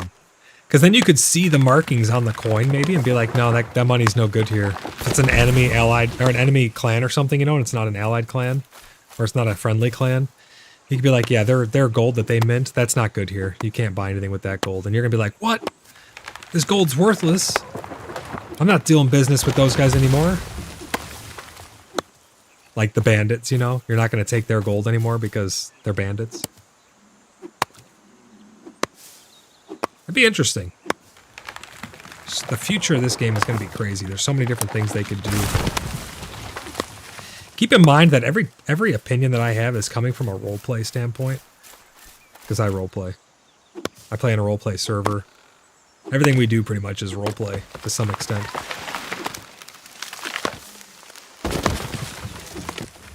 House of Mining says, "Oh God, Bitcoin in Minecraft in PAX Day." I hope not. I sure as hell hope not. That'd be terrible. Oh, here's Hawk's stall. What does Hawk got for sale? 5 vials for 50 gold. That's actually not bad. 20. What? Yo, I'm buying that. 20 bronze ingots for 50 gold. Thank you very much. I'm making table lamps.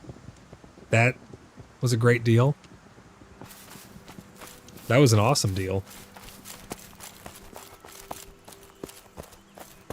Going to need an exchange then.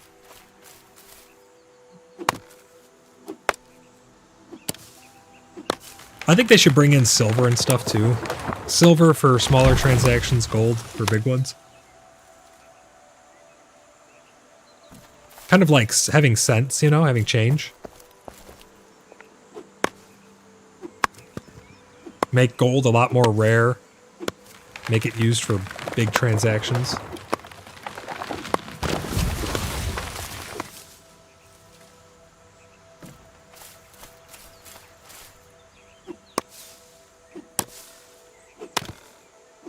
Limpy says I better put my stall up and try selling some things. Absolutely, man. Even if it's just for fun, it is fun. The markets are fun. It's cool to be like, I'm gonna go browse what they got for sale here. Oh, look, a cool deal. I'm gonna grab that, you know? What's the going rate for charcoal? Again, there's really not. There isn't. It comes down to what is it worth to you. There is no centralized price on any of this stuff. You can see the prices like right there, for instance, 20 bronze ingots. To me, 50 gold for 20 bronze ingots, that's a pretty good deal.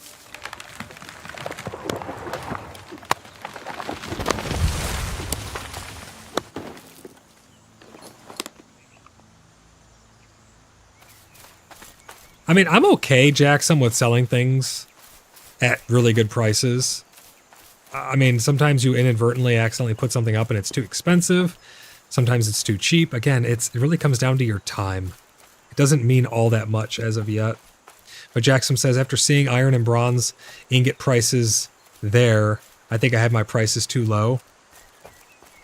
I don't know if those prices there are low or if I just overpaid. I have no idea. I don't really make bronze ingots that much. I don't really do much blacksmithing. So to me, the amount of time that this is how I just justified that cost. I got 40, where are they at? I got 40 bronze ingots for 100 gold.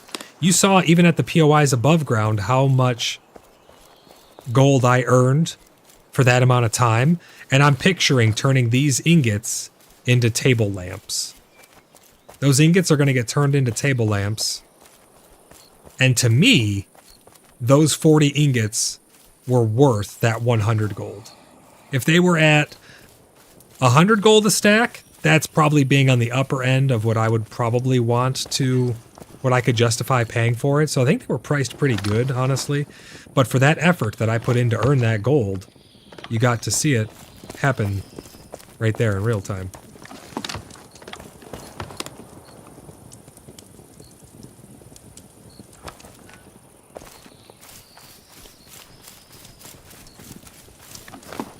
I do think that some stuff is going to be overpriced just because people don't know. People really don't know what things are going to cost. I enjoy gathering and making ingots and stuff. And that's the thing too, like I could just do it, but if I don't want to, I can buy it, you know? Same with these potions, like could you actually get your alchemy up to make these things? Yeah, I mean, you could. You need a really high level alchemy to make those.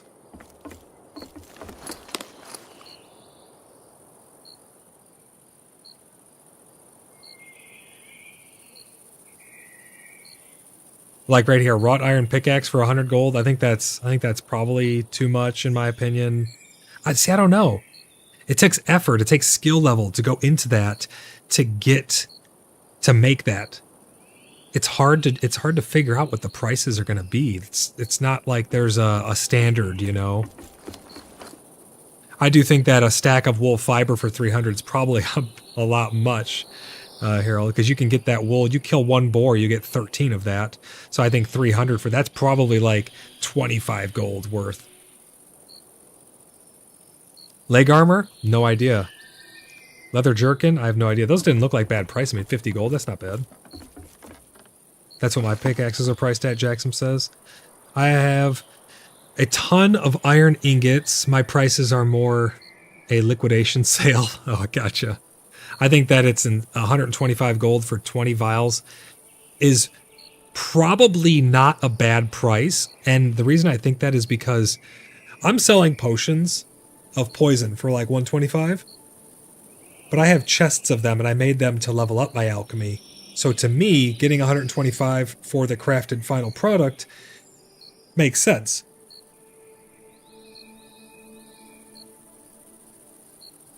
That's worth my time. Whereas the actual vials can be used to level up, so they have a little bit of a premium in them, even though they take less materials. So I don't know, that might be a good price. Maybe it's a bit much. Maybe they're spot on. I don't know. It's very time-consuming and charcoal-consuming to do that. 100 hunter chandeliers for 100 gold? That's not bad. Now the cartwheel ones, I don't know why anybody would buy 5 cartwheel chandeliers for 100 when you have hunter ones here for 100. The antler ones, because those ones are just all around better in my opinion. Drinking horns for 50. Maybe. I don't know. Some more vials. Furnace parts. I guess if they can't make the furnace parts, that might not be bad. That's way too much. That helmet there for 650 Crash, that's never going to sell. No one's ever going to buy that. I mean, there's people selling steel gear because again, they're leveling up their metalworking, their armor smithing, and they're going to just sell that stuff for cheaper. Blimpy said, would people buy glass over vials to use for skilling up? Probably, yeah. And that's the thing. Does somebody, like, for instance, me, would I buy glass? Not if I didn't have someone to turn it into vials. That's all I'm using glass for. Whereas if you're a blacksmith and you're trying to get your experience up, you're going to want the glass. So I think yes and no. There's probably a mix that people are looking for.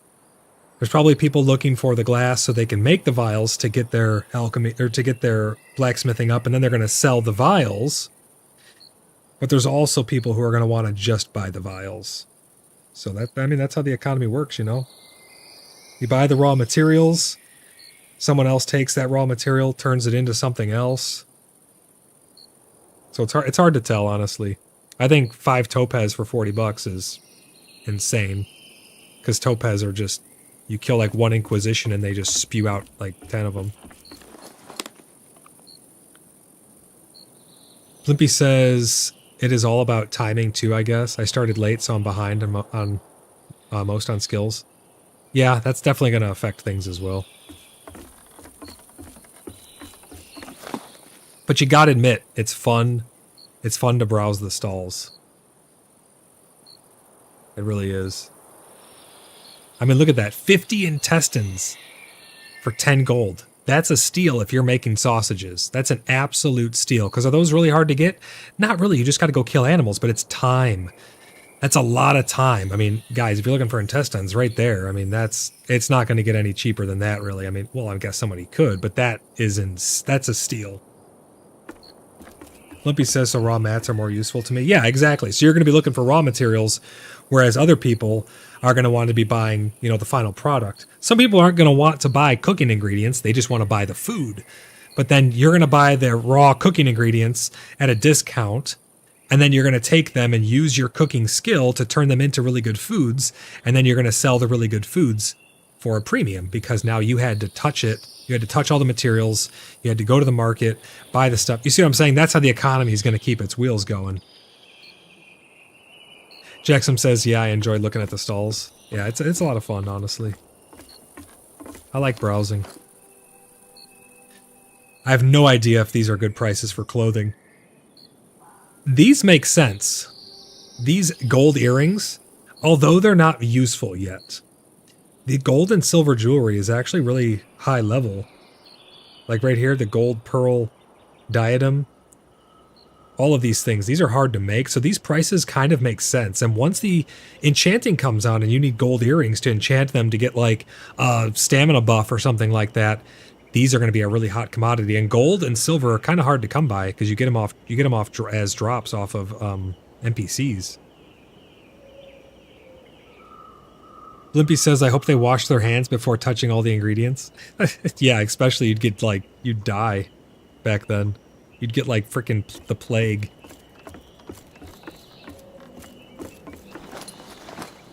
That stall is out of commission.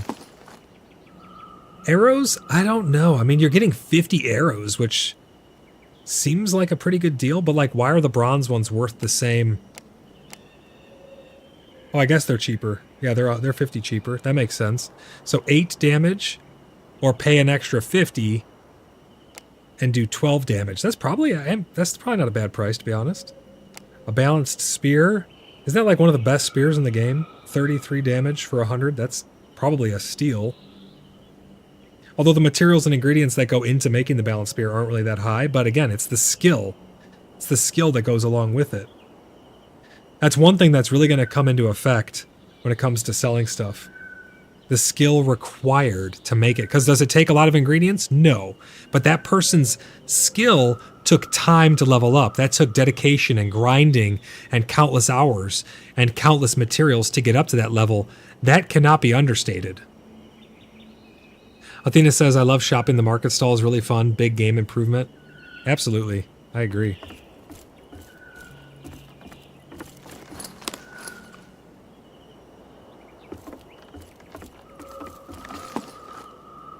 All these different tools. These tools could be very, very helpful to people.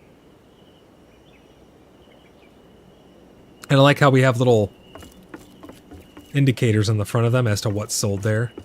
It's like, here's potions and extracts and stuff. Let's go grab some more Let's go grab some more potions. We'll put them up for sale. Actually, I think I have a stall up front of my house that I have some more unique potions in as well. Let's take a peek. Let's take a little gander under the moonlight at the moonlit market. Oh yeah, I have the potion of Aegis. This is the full-blown potion of Aegis as well, and there's 10 of them. I think that's a pretty decent price. $225 for 10 potions of Aegis. Now these potions, they only have a duration of 24 seconds, cooldown of 10 minutes, which that's questionable in and of itself, but all of these potions that give you resistances, they're the same. And these are some of the best resistance potions right here. Slashing, piercing, and blunt. 200 gold for the best heal over time potions in the game. Let's put some more stuff up for sale, shall we?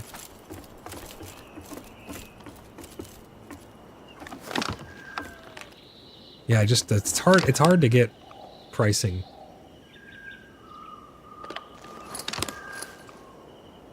Fire resist, we'll put that up for sale, why not? What else do we have? There's those potions of Aegis.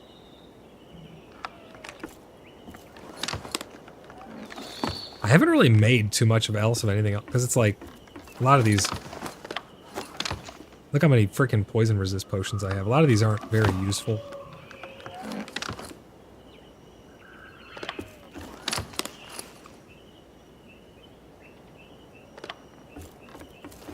Over here I got stamina potions. Stamina potions are pretty good now.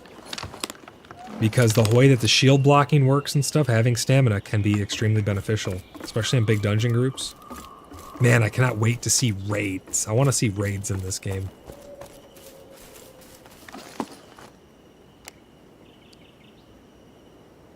So let's see, how much should a fire resist potion cost? Maybe 225? I don't know. That seems like a lot.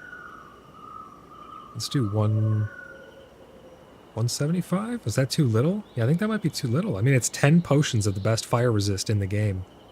I don't know. We'll put them up for 200. We'll see. It's so hard to price things. I'm trying to think, like, how long did it take me to make that? What ingredients does it take? Does it take, like, if something takes bat flowers, it's going to immediately cost more because bat flowers are really hard to come by. Jackson says, honestly, as long as we are pricing the same in our region, the markets and economy should work out. Limpy says, I wonder if there is a market for clay bricks, or maybe everyone is done building. Yeah, I don't know. That's actually a really good point. I mean, I'm sure there's always gonna be people who are building or doing expansions and stuff, but there's some, yeah, I don't know. It's a good question.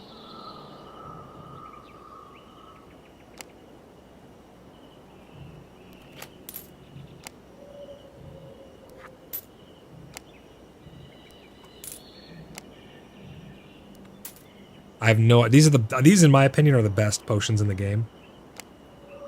120 instant health, only a 1 minute cooldown and a duration of 1 second, which means it instantly just gives you all of that health. I think those are the best potions in the game, but I have no idea if that's too expensive or not.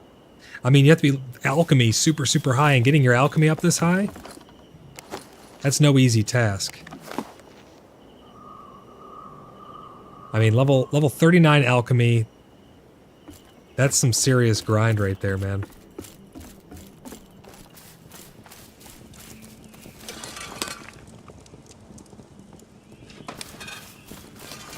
Same with like armor smiths. Getting their armor smithing and their weapon smithing up, that cannot be taken granted. I mean, that shit's not easy. So it's easy to say, oh, I have all the materials, I have all this, I have all that. Can't you just make it for me? Well, not really, because it took them so long to get their skill up, they gotta market that, you know? It's like paying someone with a trade skill to come in, like, you know, carpenter to come work on your house or something. Their experience cannot be undervalued.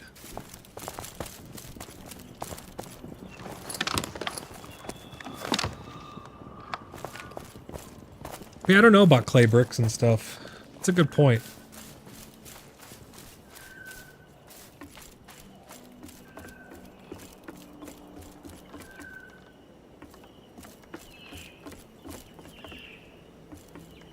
Man, I love the nighttime in this game. All right, guys. Well, that's going to bring us to an end of this episode. I hope you guys enjoyed this live stream. I know I did. I'm really looking forward to the 24-hour subathon. My streams may be a little sparse leading up to the Christmas holidays.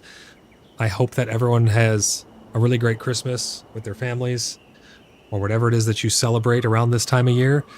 Merry Christmas to everyone. Happy holidays. I hope that you guys have fun and enjoyable relaxation time with friends and family members. We'll be definitely on Discord and hanging out with everybody, and we'll be doing maybe a couple more streams leading up to Christmas. But then we're gonna sleep leading up to that 27th. We're gonna do that 24-hour subathon, guys, coming up Friday, December 27th, around 3 p.m. Central Standard Time. You're not going to want to miss this. It's going to be a lot of fun, guys. It's going to be crazy to try and reach that. When is the Winter Festival? I don't have it planned yet. I do not have it scheduled. It's probably going to be near the end of December. Maybe after the 24-hour subathon. I'll get it on the board so that way people know when it's going to be. It'll be some weekend after Christmas and after my subathon. So maybe leading into the new year, we'll do a New Year's party and a Christmas party, like a winter festival all in one. I think that might be kind of fun to do. But definitely let me know what you guys think would work best for you. We'll be talking over on the Discord to get things all straightened out.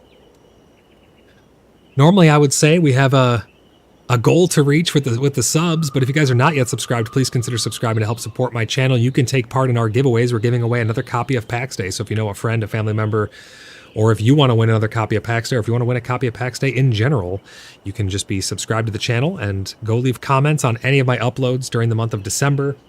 You guys will get entries in to get a free copy of PAX Day. We've given away a bunch already. Hawk214 won the most recent one. Congratulations, Hawk. Again, if you guys would like to join the Cheeky Buggers United community Discord server, we play all kinds of games together. We're going to have a bunch of fun in the future playing all kinds of stuff. Star Citizen's really ramping up. We dabble in a little bit of World of Warcraft and just whatever we want to play at the time. If you guys would like to partake in that community, it's open to anybody. You can just type !Discord in chat. You'll get a link over there to the Cheeky Buggers United community Discord server.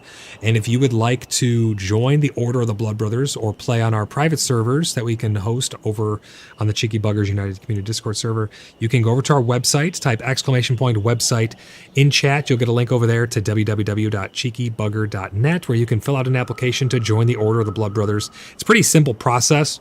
You just go on there, fill out an application, and wait for a reply. Once you get a reply, we talk to you on Discord, and boom, you're done. It's as simple as that. But yeah, we will get the Winter Festival. We'll get it scheduled really soon. It's going to be after the subathon, though. Probably around leading into New Year's, I think, would probably be a really good time. December 27th, guys, 3 p.m. We're going to do it. It's going to be a lot of fun. How it's going to work is I'll probably start off with like an hour on the clock, and then I showed the menu earlier, doing all kinds of interactions. We'll extend that clock further and further. There is something weird going on with gifted memberships. If you guys do not have gifts enabled yet, it's completely free to enable the ability to be granted a gift. If you just click the join button, if you want to become a member on your own, you can click the join button down below and support my work by choosing from one of the 3 different tiers there. But if you want the ability to be able to be gifted a free membership from other members, it costs you nothing. Click the join button down below, and then in the top right corner of the little pop-up thing, there'll be 3 little dots. Hit that, go to gifting options, and turn on allow gifting. I don't know why it's off by default. It costs you nothing, and it can mess with other people gifting memberships. If somebody tries to gift a membership and there's no eligible people, because we're already maxed out there's like hundreds of people who already have memberships for the channel, it won't be able to go through and they'll just get a refund. So it happened in the past couple of streams where it just automatically got refunded back to you guys. So apologies for all of the inconveniences there. I really appreciate you guys trying to support the channel with those memberships. But if it is maxed out, I put a video out talking about how to do that. Blimpy says, I saw your video and your reply to my comment, Inner Sleuth. You were right. My account is a brand account. Yes, if your account is marked as a brand account, I don't know what qualifiers there is for that. It basically disqualifies you from being able to be gifted memberships. So you won't be able to toggle that on. If you can't see that, Blimpy, I don't know, is there a way for them to turn off the brand account?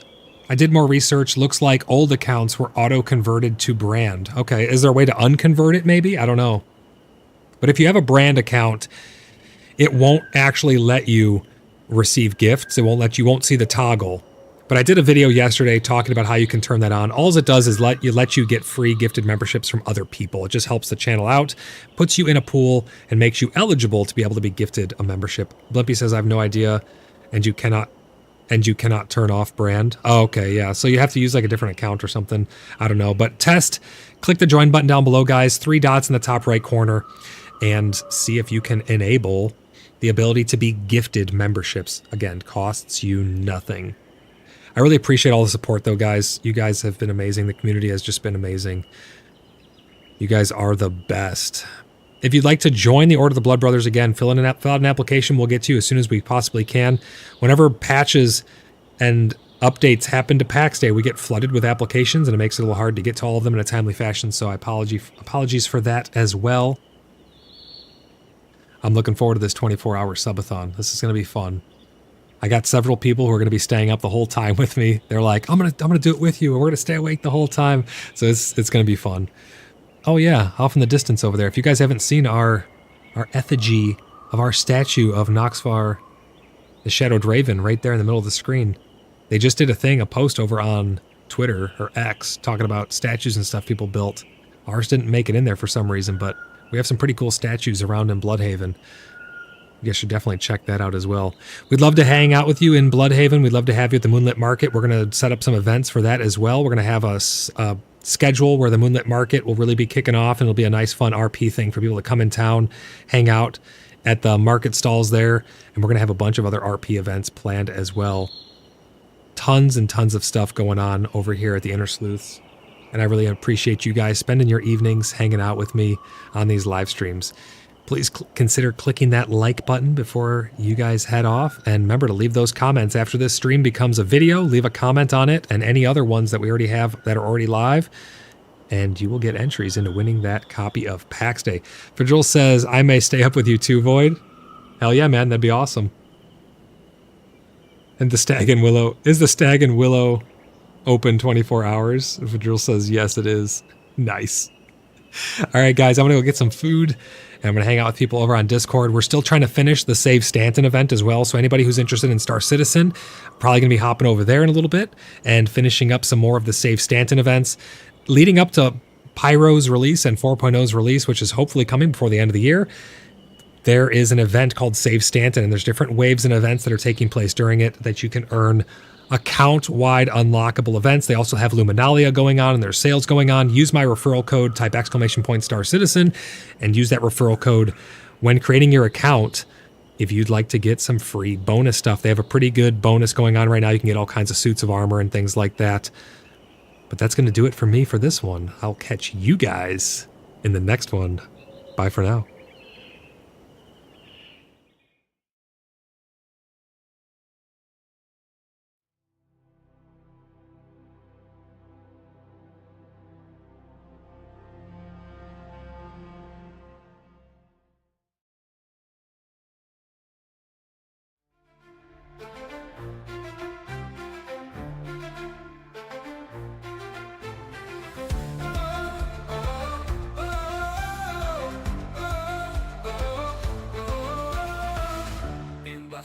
Heart the snow descends, silent whispers from the winds as they bend.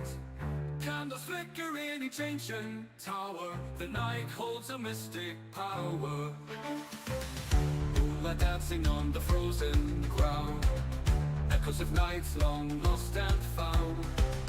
Armored shadows in the frosty night, bones of steel under pale moonlight. Winter weaves us smells of light and deep. The city breathes and ancient spirits keep guarding tales of old with every breath. Blood brothers honor even in death.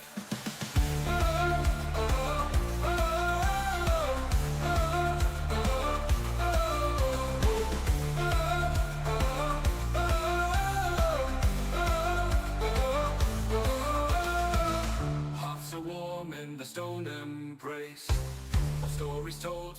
crackling blaze. Children dreaming of heroic quests in the city where legends rest. Snowflakes landing on a solemn cross mark the places of triumph and loss. Chills that whisper of a time